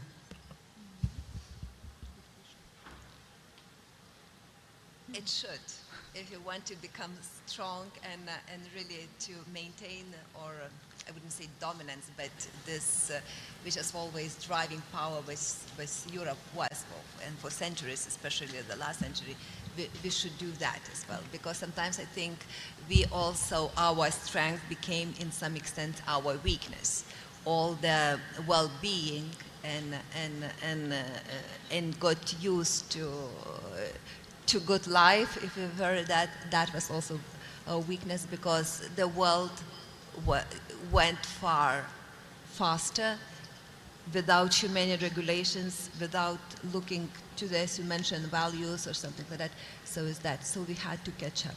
But it's not only values as well. What we said now, the technologies also showed we live in a completely different world.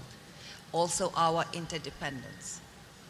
We cannot even see the new technologies is not Europe or none of the countries is independent completely free to do what is.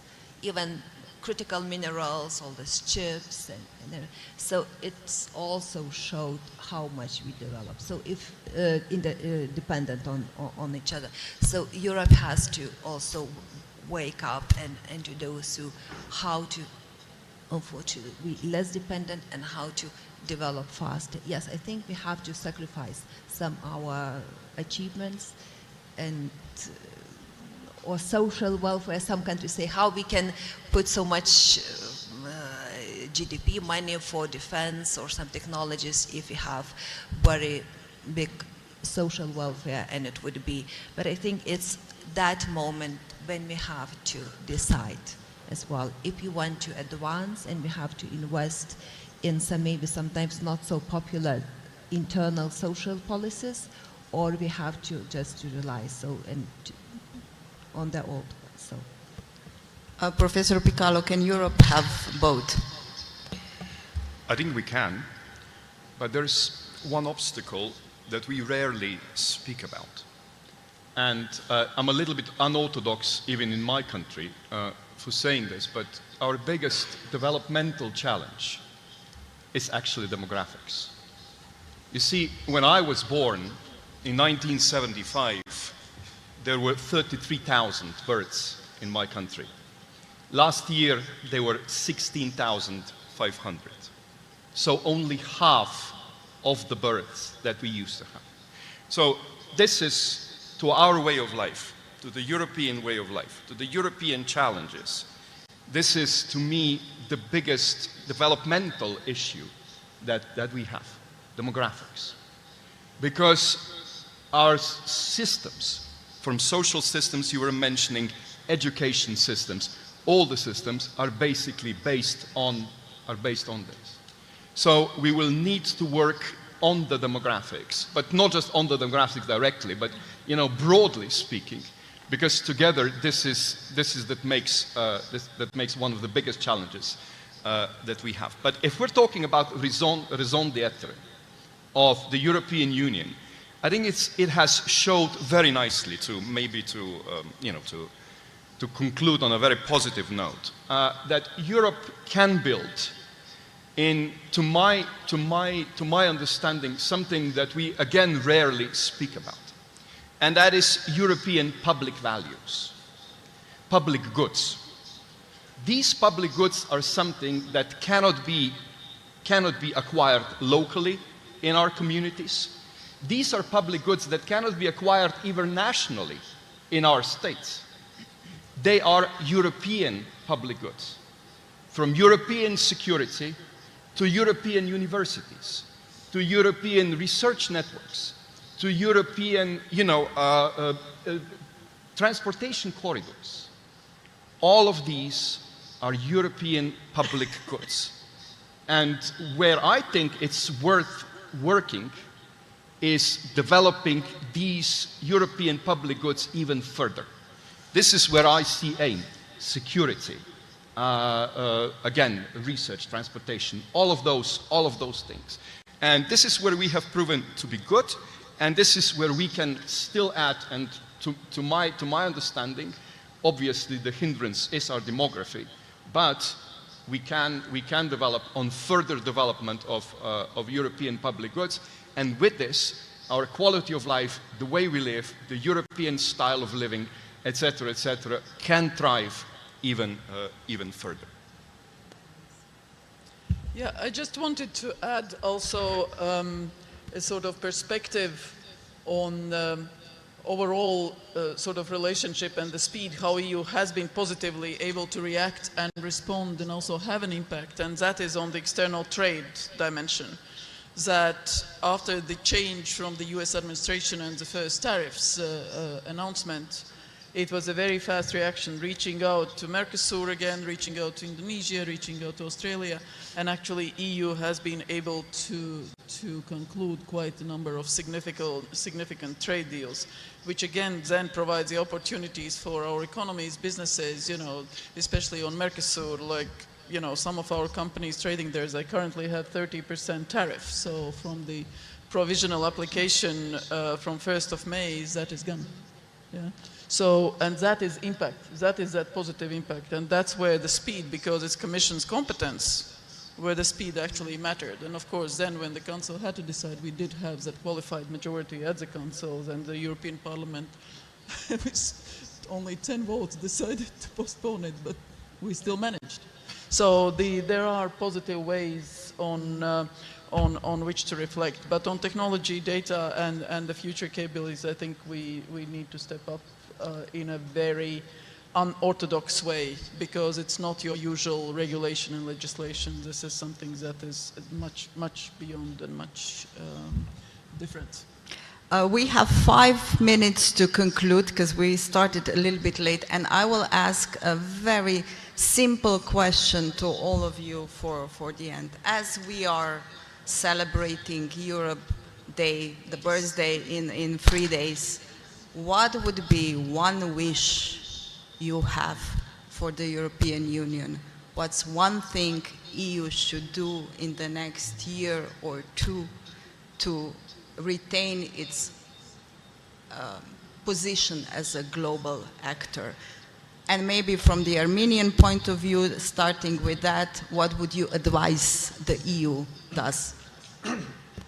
It would be very difficult for Armenia to advise Europe what to do, but I would like to go through 3 points that I think very important in the current geopolitical context. First of all of that, I think there is no center, there are centers, is very much important, and in that context there is no North Stars to navigate, there are stars, and we have to adapt to this in international relations.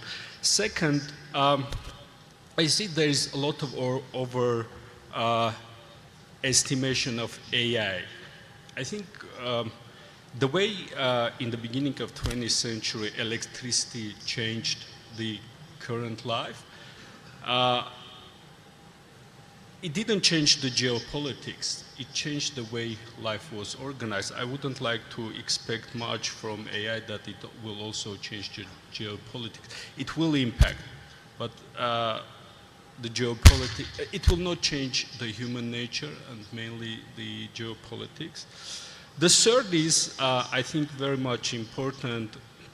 I think quantum physics have changed our thinking of the physical atmosphere. We should think that photon is a wave and a particle. It's wave perception of the subjects in international relations too. It's very difficult to now precisely define with one, because our thinking is usually like that way. We want to be precise something, but it can be double of something, you know, like a photon being a wave and being a particle. And this is a way of thinking that can be helpful in current geopolitics. Professor Picalo, what's your birthday wish for the European Union?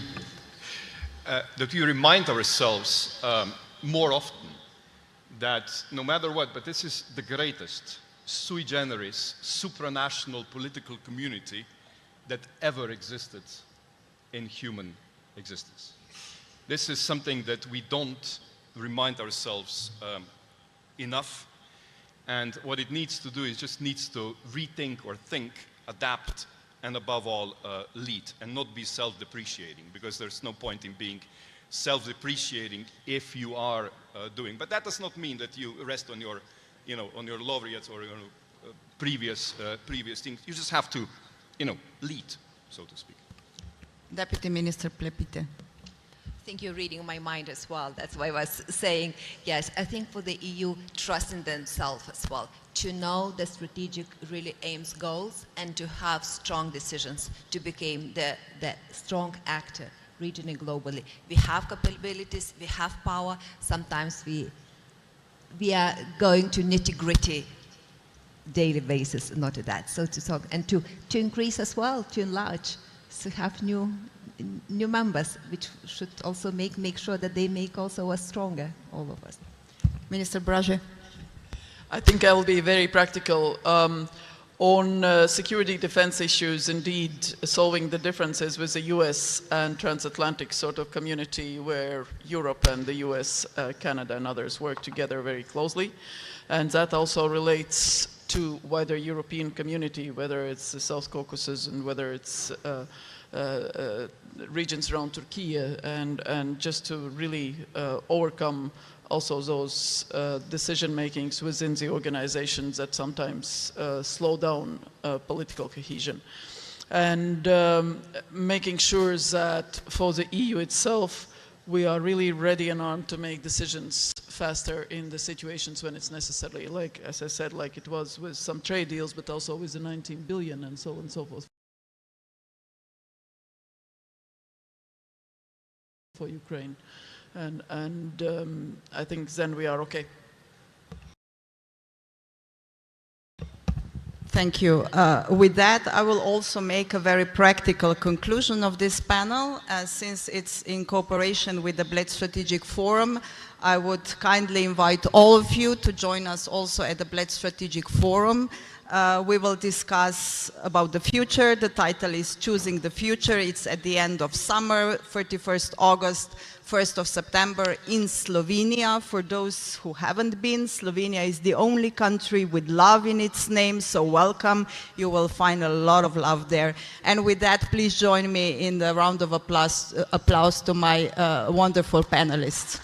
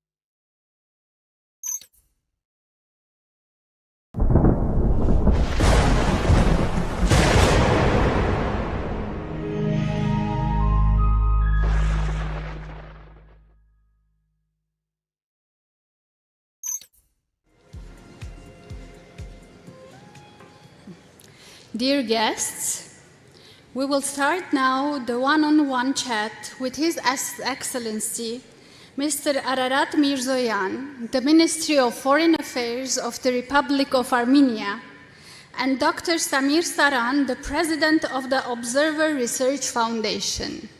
Please.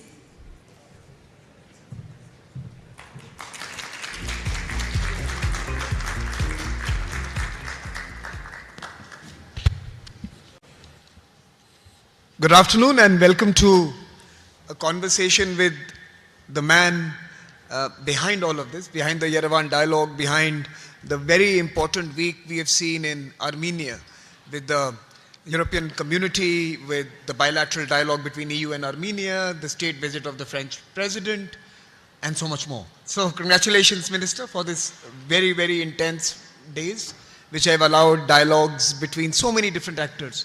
Yerevan dialogue, born 3 years ago, must be giving you immense satisfaction today, Minister.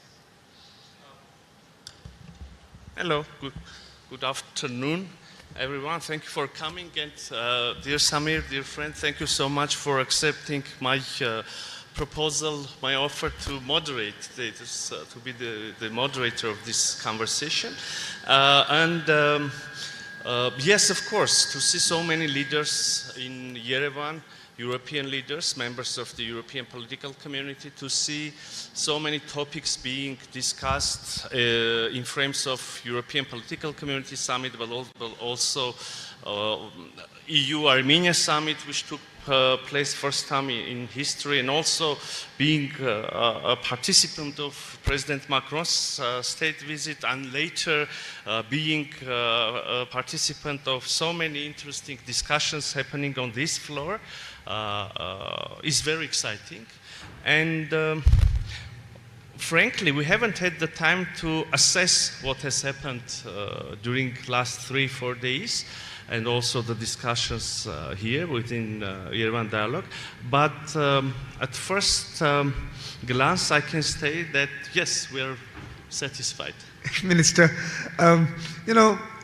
let me cut straight to some of the key issues that we have been discussing, and I wanted your thoughts. We could benefit from your insights. The first, of course, is that Armenia was seen as a country that was constrained by geography.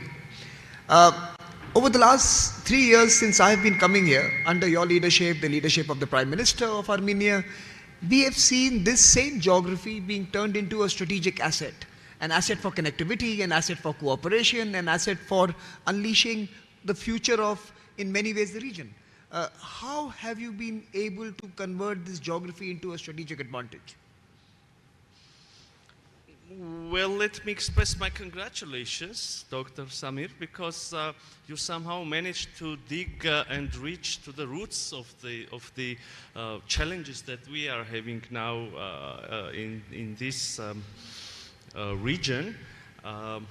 Or maybe I'm mistaken, and this is quite a simple conclusion, quite a simple observation to make, or quite a simple conclusion to come to, looking from a side. But to tell the truth, this is an issue in understanding of which we have spent decades and decades, if not centuries. We, I mean, people in Armenia, Armenian society, Armenian political thought in general, we have always been thinking that we live in a very tough, dangerous region where our independence and our existence was always being questioned. And this is true, partially or completely true, but the challenge has always been how to turn this threat into an advantage. And this is exactly what we are now trying to do in Armenia.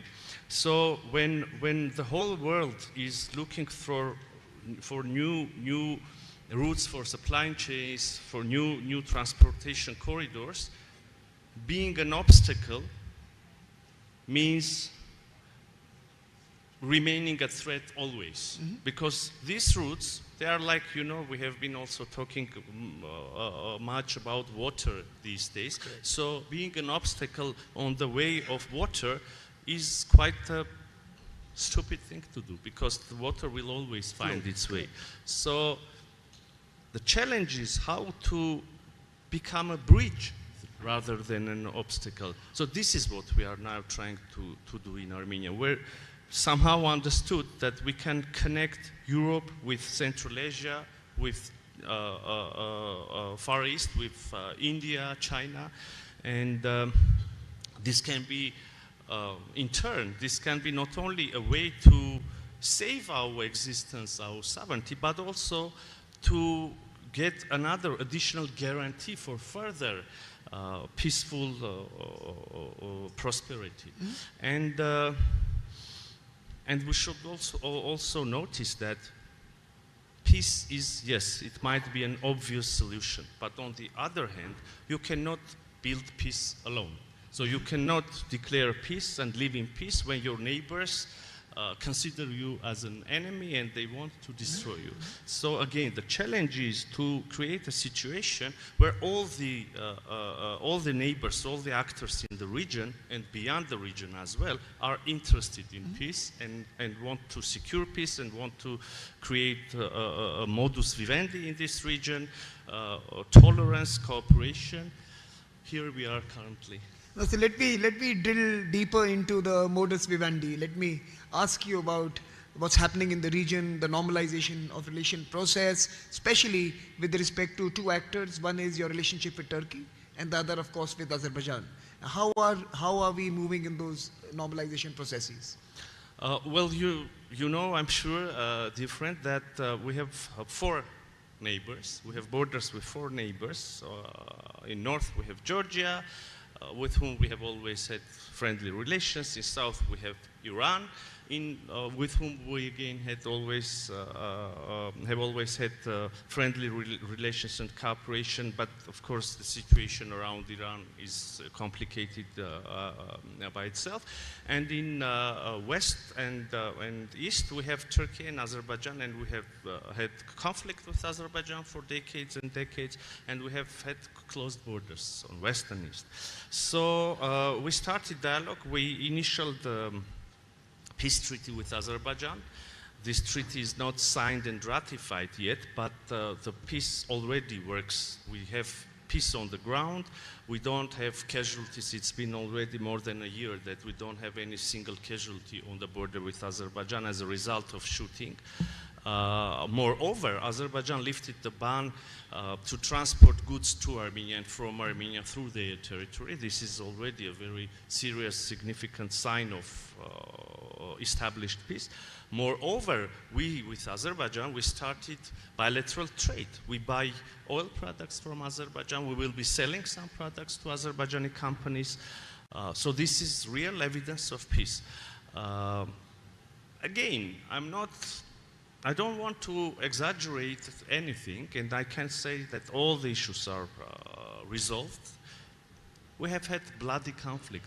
The wounds are very fresh, and the two societies still need to have a real reconciliation. There are still some unresolved issues, especially of humanitarian nature, detainees, etc. But the path is quite optimistic. With Turkey, the situation is even better. We have wonderful dialogue. We have several instances of cooperation, like we just yesterday, our representatives signed a memorandum on joint restoration of a historic bridge of Ani, which is on the border of Turkey and Armenia. So we have flights. Turkish Airlines again came to be the second air carrier, Turkish air carrier, to organize flights between Armenia and Turkey, and etc., etc. So a week or so ago, the third meeting of a working group took place. Working group which tries to start the relaunch the rail connection between Armenia and Turkey through Gyumri-Kars railway connection. So we do have small or several instances of cooperation, but all in all, the border is still closed. We have expressed bilaterally our readiness to establish diplomatic relations.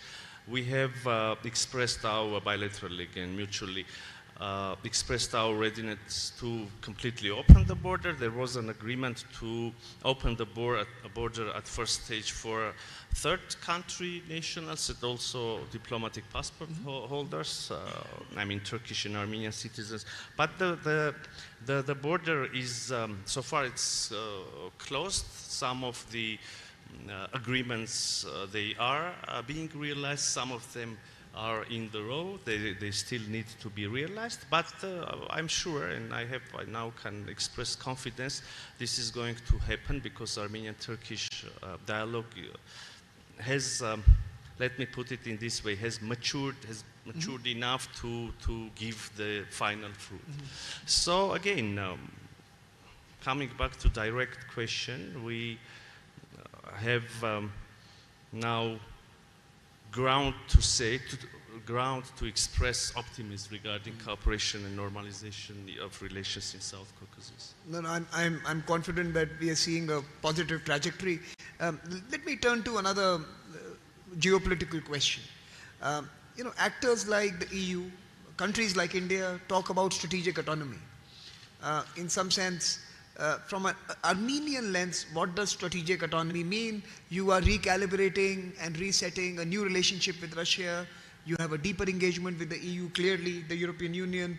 The Trump administration is deeply invested in Armenia. You're friends with everyone. So foreign policy from an Armenian lens, how does that look today? An interesting question again, and this is very closely connected with your first question, probably. This is a question about or of philosophy of Armenian political thought. This is a question about how we perceive the world which is surrounding us. Again, for decades and decades, if not centuries, we have been thinking that in this hostile environment, we need one major friend, a big brother, who can protect us. Now this perception has changed, including because when the time came and we indeed needed the protection of a bigger friend, it did not come, and it largely changed the perception of foreign policy among ordinary Armenians. I'm not even speaking about the political establishment and political elites. And now we have somehow succeeded to, and this is where we want the direction in which we want to go, we somehow succeeded to decrease our dependence, be it political, be it economic or energy-wise. We have succeeded to decrease our dependence on one center, our ties and connections with one center, and diversify the list of our friends. As you correctly mentioned, we have established strategic partnership with the United States. United States play key role in establishment of peace between Armenia and Azerbaijan. United States is playing key role in opening the transport infrastructure, communications in South Caucasus. I'm sure you know about the TRIP project Trump wrote for international peace and prosperity, which includes railways, electricity grids, internet cables, what else? Pipelines, maybe in future, oil, gas pipelines.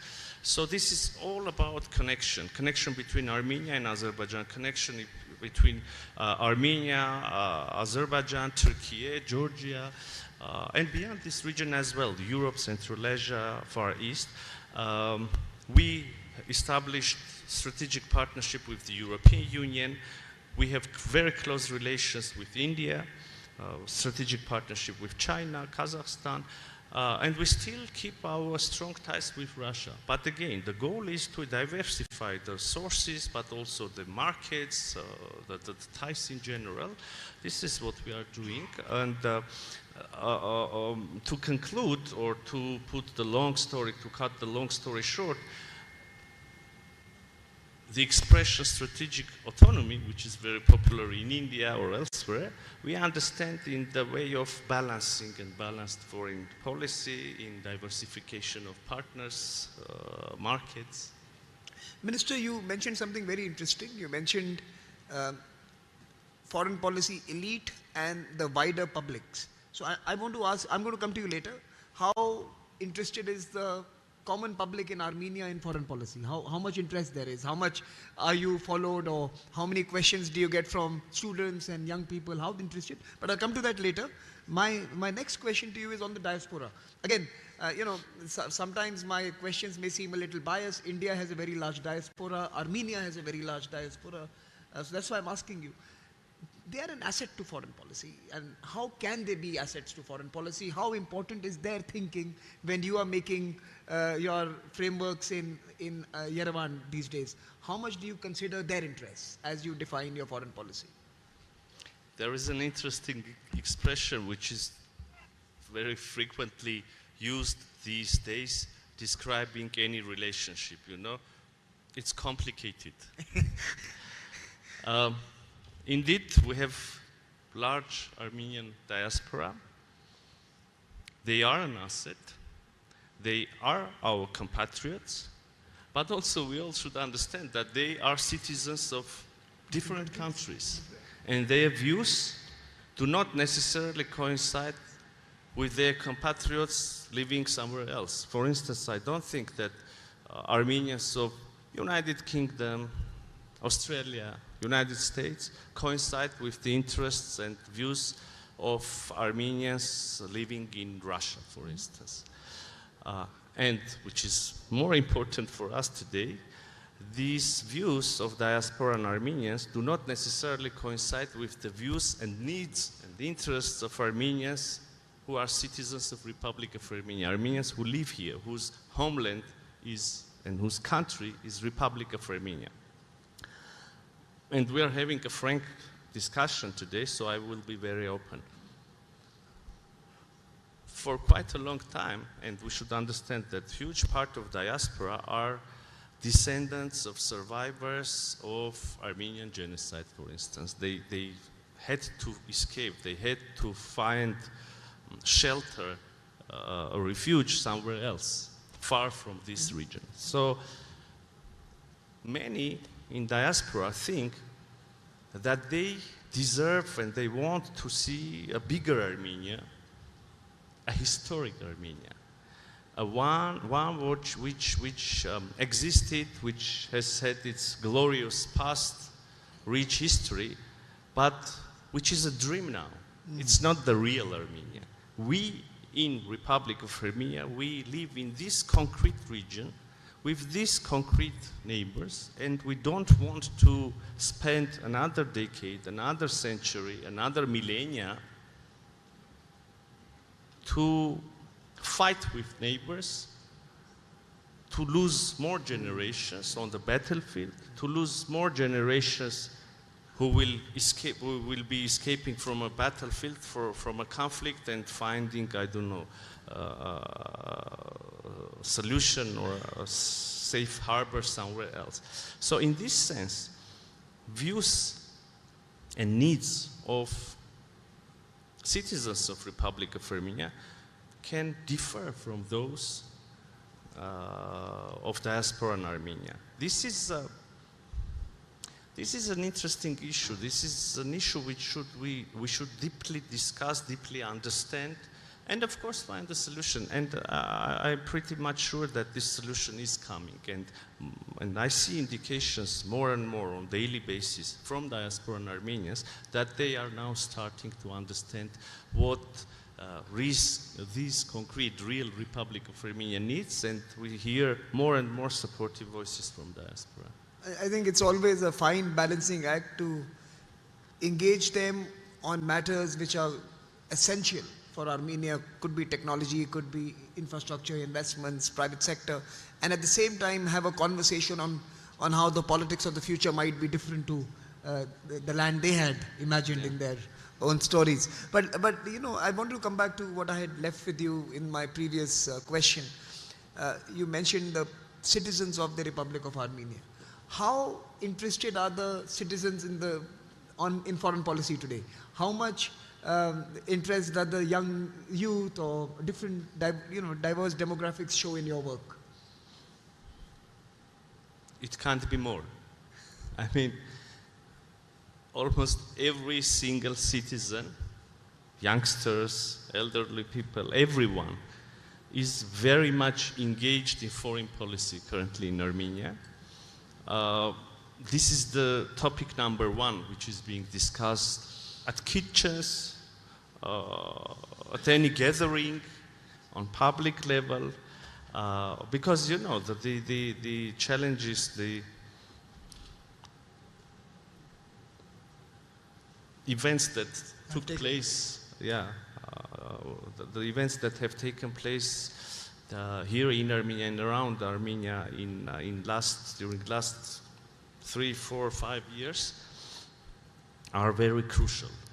And the path through which we have passed is difficult, but also needs engagement of everyone. So we, the ruling party, for instance, of Republic of Armenia, the current government, led by Prime Minister Pashinyan, proposes a completely different vision, an unusual vision for Armenians, for the Republic of Armenia. So this needs to be adapted, approved by citizens of Armenia. We have had snap parliamentary issue to have this mandate 5 years ago. Now we are going to have another election, a regular one in June, early days of June. And you know, the topic number one, which is being discussed within this electoral campaign, is peace agenda. So all the politicians, all the political parties, all the citizens of Republic of Armenia should make their decision regarding this foreign policy concept that we are suggesting now. You know, in India, we have seen that when some issue happens in foreign policy, China, US, neighborhood, Middle East, on Twitter, we have so many experts. Everyone has an opinion, but everyone is also an expert. And sometimes it is a fine balance, engaging with the public, but yet having to make decisions which are right for the country. So, you know, there's an expert opinion versus a public opinion.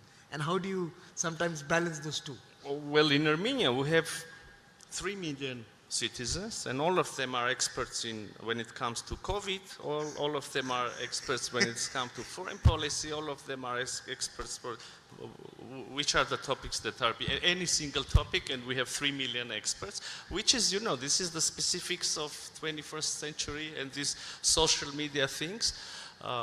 We have, sometimes we can even, it's hard to make any difference between real and online lives, but this is what we have now. On the other hand, this is, you know, this is good. Engagement is always good. This is a sign of direct democracy as well. In ancient times, they had agoras in ancient Greece to gather people and to discuss the issues. Later, we have had referendums and elections. Now we have this social media. So, in some sense, this is also good. On the other hand, there is also objective ground specifically for Armenia, you know. We are, the motto, the logo. Riding the storm. Yeah, riding the storms. We have passed through storms, internal storms as well in Armenia. So the way that we see the way out of these storms should be thoroughly discussed, and it should be a decision not of the ruling party or the prime minister or me or anyone else. This should be the decision of the whole society. The people. No, wonderful. Look, I'm going to ask one more question to the foreign minister, then I'm going to turn it to you. So you guys can join this conversation. Please be ready with your questions. We'll bring the mic to you. But while you gather your thoughts and formulate your question, let me ask you a final question before we go to the audience. You spend your days navigating hard geopolitics. You've had tough 2-3 years when it comes to reinventing, reorganizing, resetting the neighborhood, Armenia's place in the world, in the region. How do you unwind? I really want to know, what do you do to look ahead and be positive? Do you read books, a long walk in Yerevan, or do you have a conversation with someone who disagrees? Like, how do you unwind and how do you prepare for the next day when every day is itself a crisis of a new variety in the last so many months? Well, sometimes I had an impression that I'm living in a TV show, and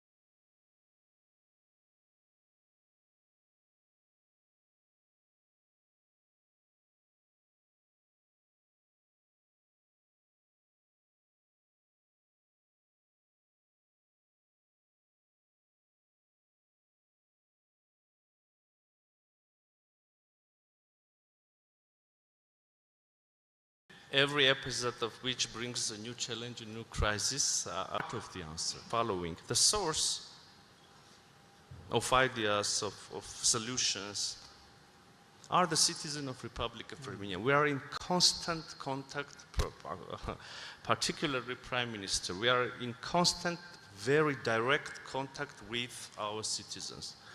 You know, I mentioned the previous parliamentary elections. At that time, having peace in our mind, or intuitively feeling, the necessity of peace, we haven't brought this word to the electoral campaign back those days, during 5 years ago. But when we started our visits to regions and meetings to the groups of citizens, there was one thing that was like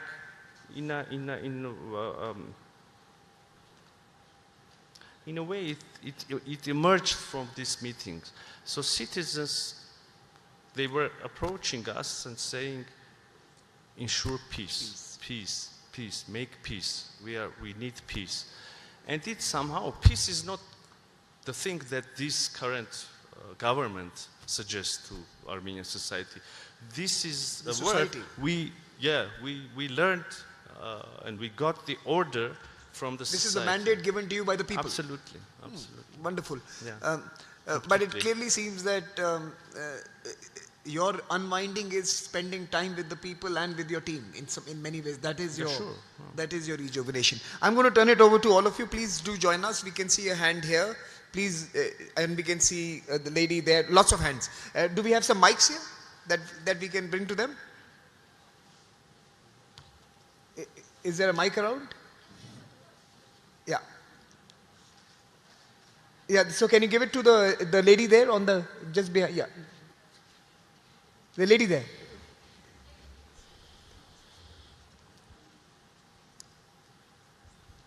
Go ahead. Yes, my name is Randa Ashmewi and I'm a journalist from Egypt. Yesterday, yes, my name is Randa Ashmewi, I'm a journalist from Egypt. Yesterday you made a fascinating speech in which you described 3 steps through which one reacts to a nightmarish situation in which we have lack of peace or blatantly conflict. You spoke about first phase dissociation, just sitting, denying, or almost what I understood to be a state of denial, and then it was starting to feel like a victim, or just to see, no, I'm surrendering, I'm just sitting here and just, not much, I hope I understood well. And then the third one was the navigating through the storms. And well, coming from a complex region like Egypt, the Middle East, as you know, I'm very curious to know, I would like you to elaborate more how in practice you see this response of being able to navigate through the storm in order to walk towards peace, because peace is more than just a word. Is there a formula, a recipe? How do you get there? Is it doing the right thing at the right time? Because, well, when I feel like sometimes it's easier said than done. And if you've reached the formula, please let us know more about it. Minister, can we collect a couple of more questions? Yeah. Can we bring the mic here to Malgorzata here in the front row? I'm just taking the mic around. Hi, right here to the front row. Thank you. Thank you so much. So from Egypt, we move to Poland. Go ahead. Thank you, Samir. Małgorzata Bonikowska, Poland, a think tank, professor at Warsaw University, but also member of a group of advisors, Team Europe, to the European Commission. When you were talking about Armenia, I was just feeling like exactly the same talk is happening in Europe now, about this balancing, about this strategic autonomy, etc. So you are like a little Europe for us, I think. That's number one. But number two, I want to ask you about much global perspective, because you are one of these countries who joined Board of Peace of Mr. Trump.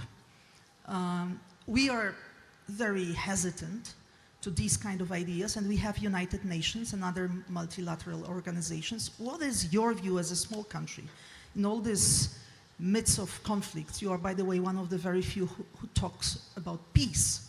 Everybody else talks about wars. So congratulations. But to have peace. You should have come to Armenia several years ago. So. No, you should have come to Poland 100 years ago. That would be the same thing.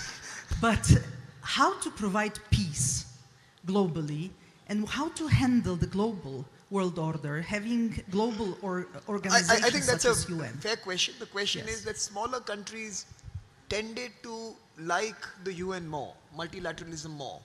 And I think that's the question, that when smaller countries opt for Board of Peace, is it in contradiction to the multilateral architecture, or is it in support of multilateral? I think that's a question.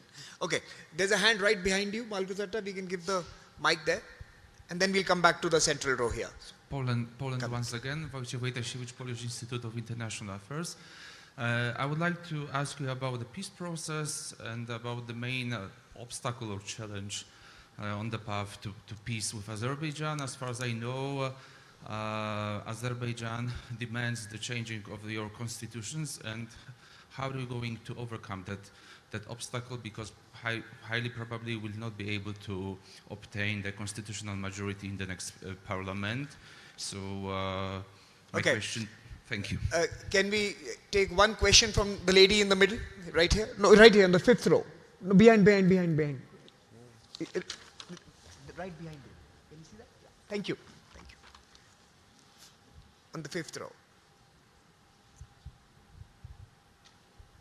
This is the last question we'll take, sir. Then I'll turn to you. We have more questions there. Okay, thank you. Thank you for giving me the floor.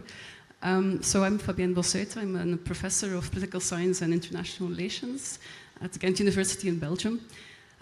So my question is in relation to the Armenian aspirations to one day be able to join European Union.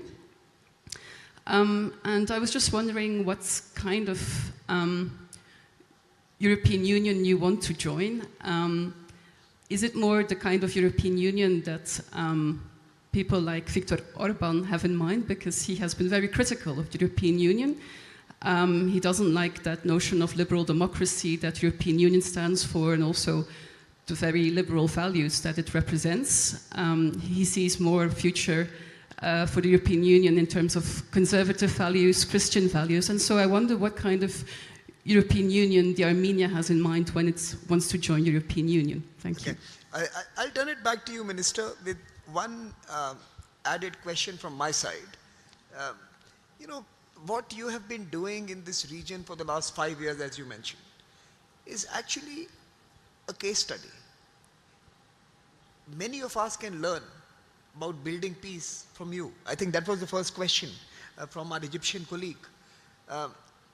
I hope you are creating a chronicle of everything you're doing so that we can then share it with different parts of the world. I hope, and that's just a question for you. In a sense, are we sharing each other's experiences around peace? Do you think it's time now to wage peace rather than wage war?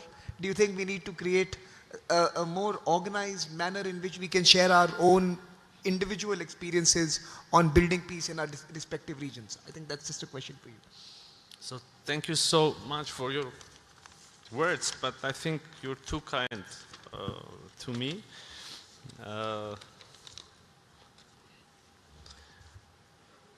In my humble opinion, yesterday I was only trying to outline or to summarize what is evident for everyone.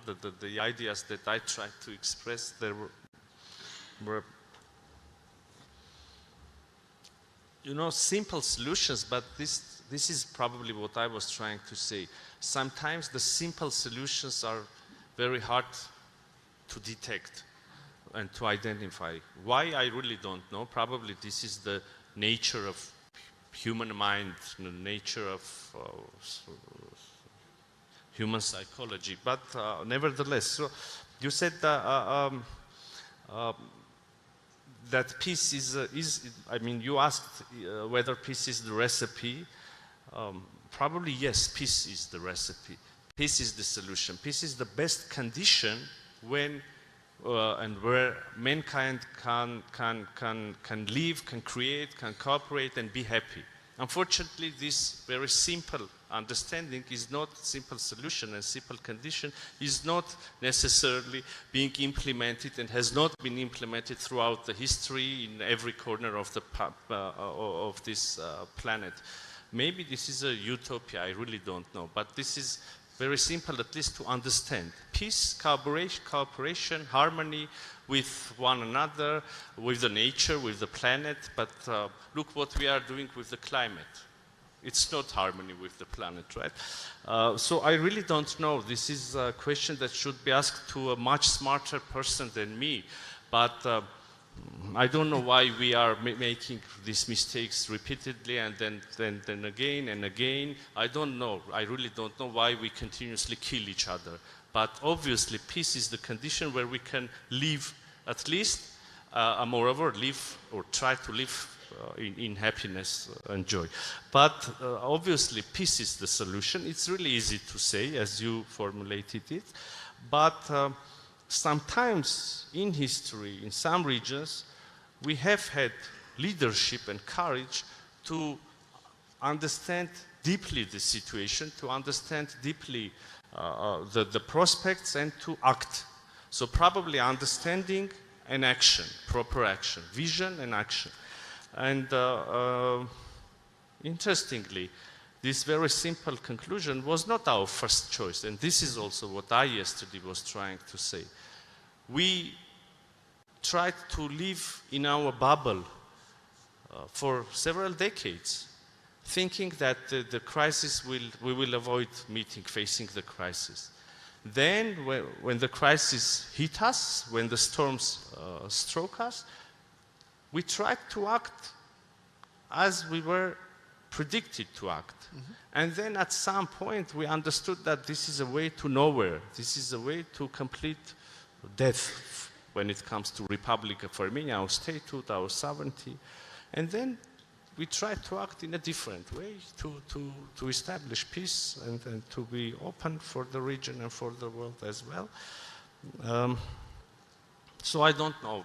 I was saying this to say that I don't know the answer to your question. I'm so sorry about it.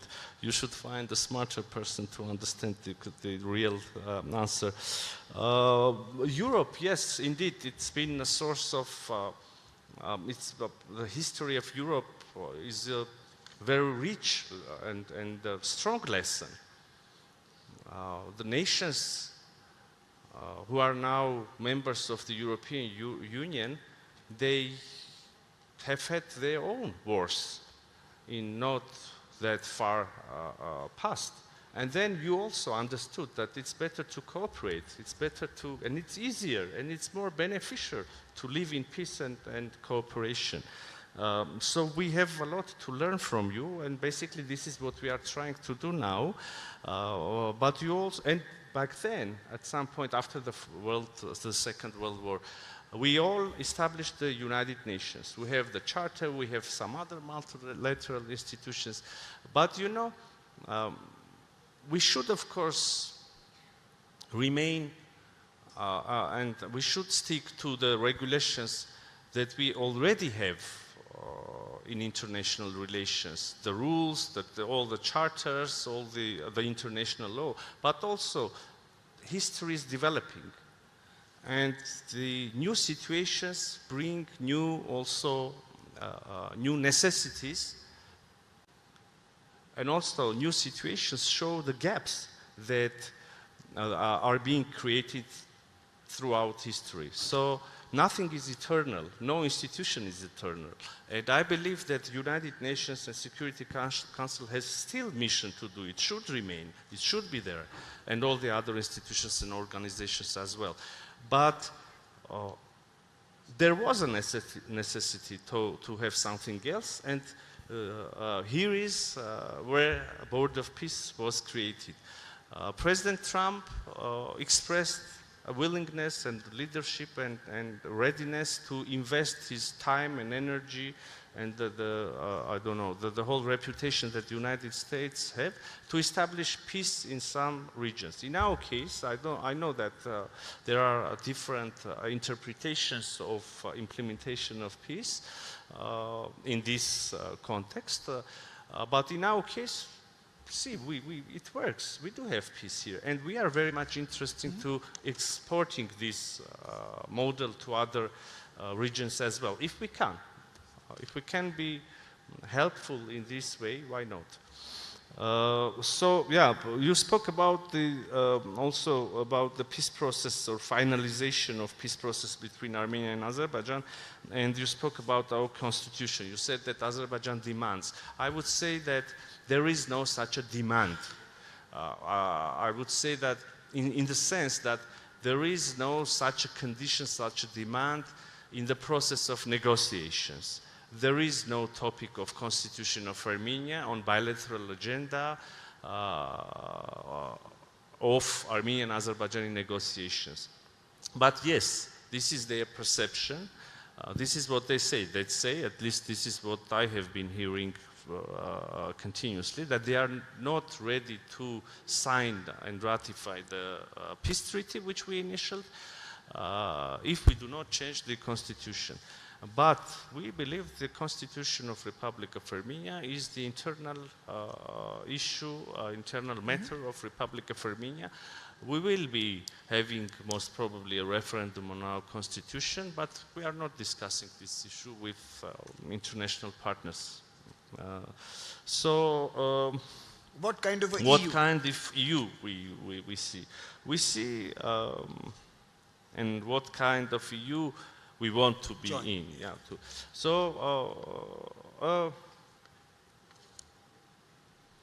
A family of nations where rights of everyone are respected, where differences are tolerated, where the sovereignties are respected, but also there is huge space for cooperation, that where the decisions are being made which are being beneficial for every participant, regardless of size of the nation or size of the country.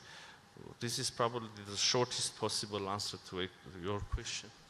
No, I think that's a wonderful way to conclude this conversation with Minister Ararat this morning. So you have been very forthcoming, you've been very transparent. I think I take back three important ideas from what you've shared with us. Courageous political leadership, entrepreneurship in foreign policy, and being creative in finding solutions when the reality changes. And number three, engaging with people and making people participate in the process of permanent solutions for the future. The publics have to be part of any design, and I think your government has engaged certainly tirelessly with all of these. Please join me in applauding the wonderful minister for hosting us and for this dialogue. Thank you very much, sir. Thank you so much.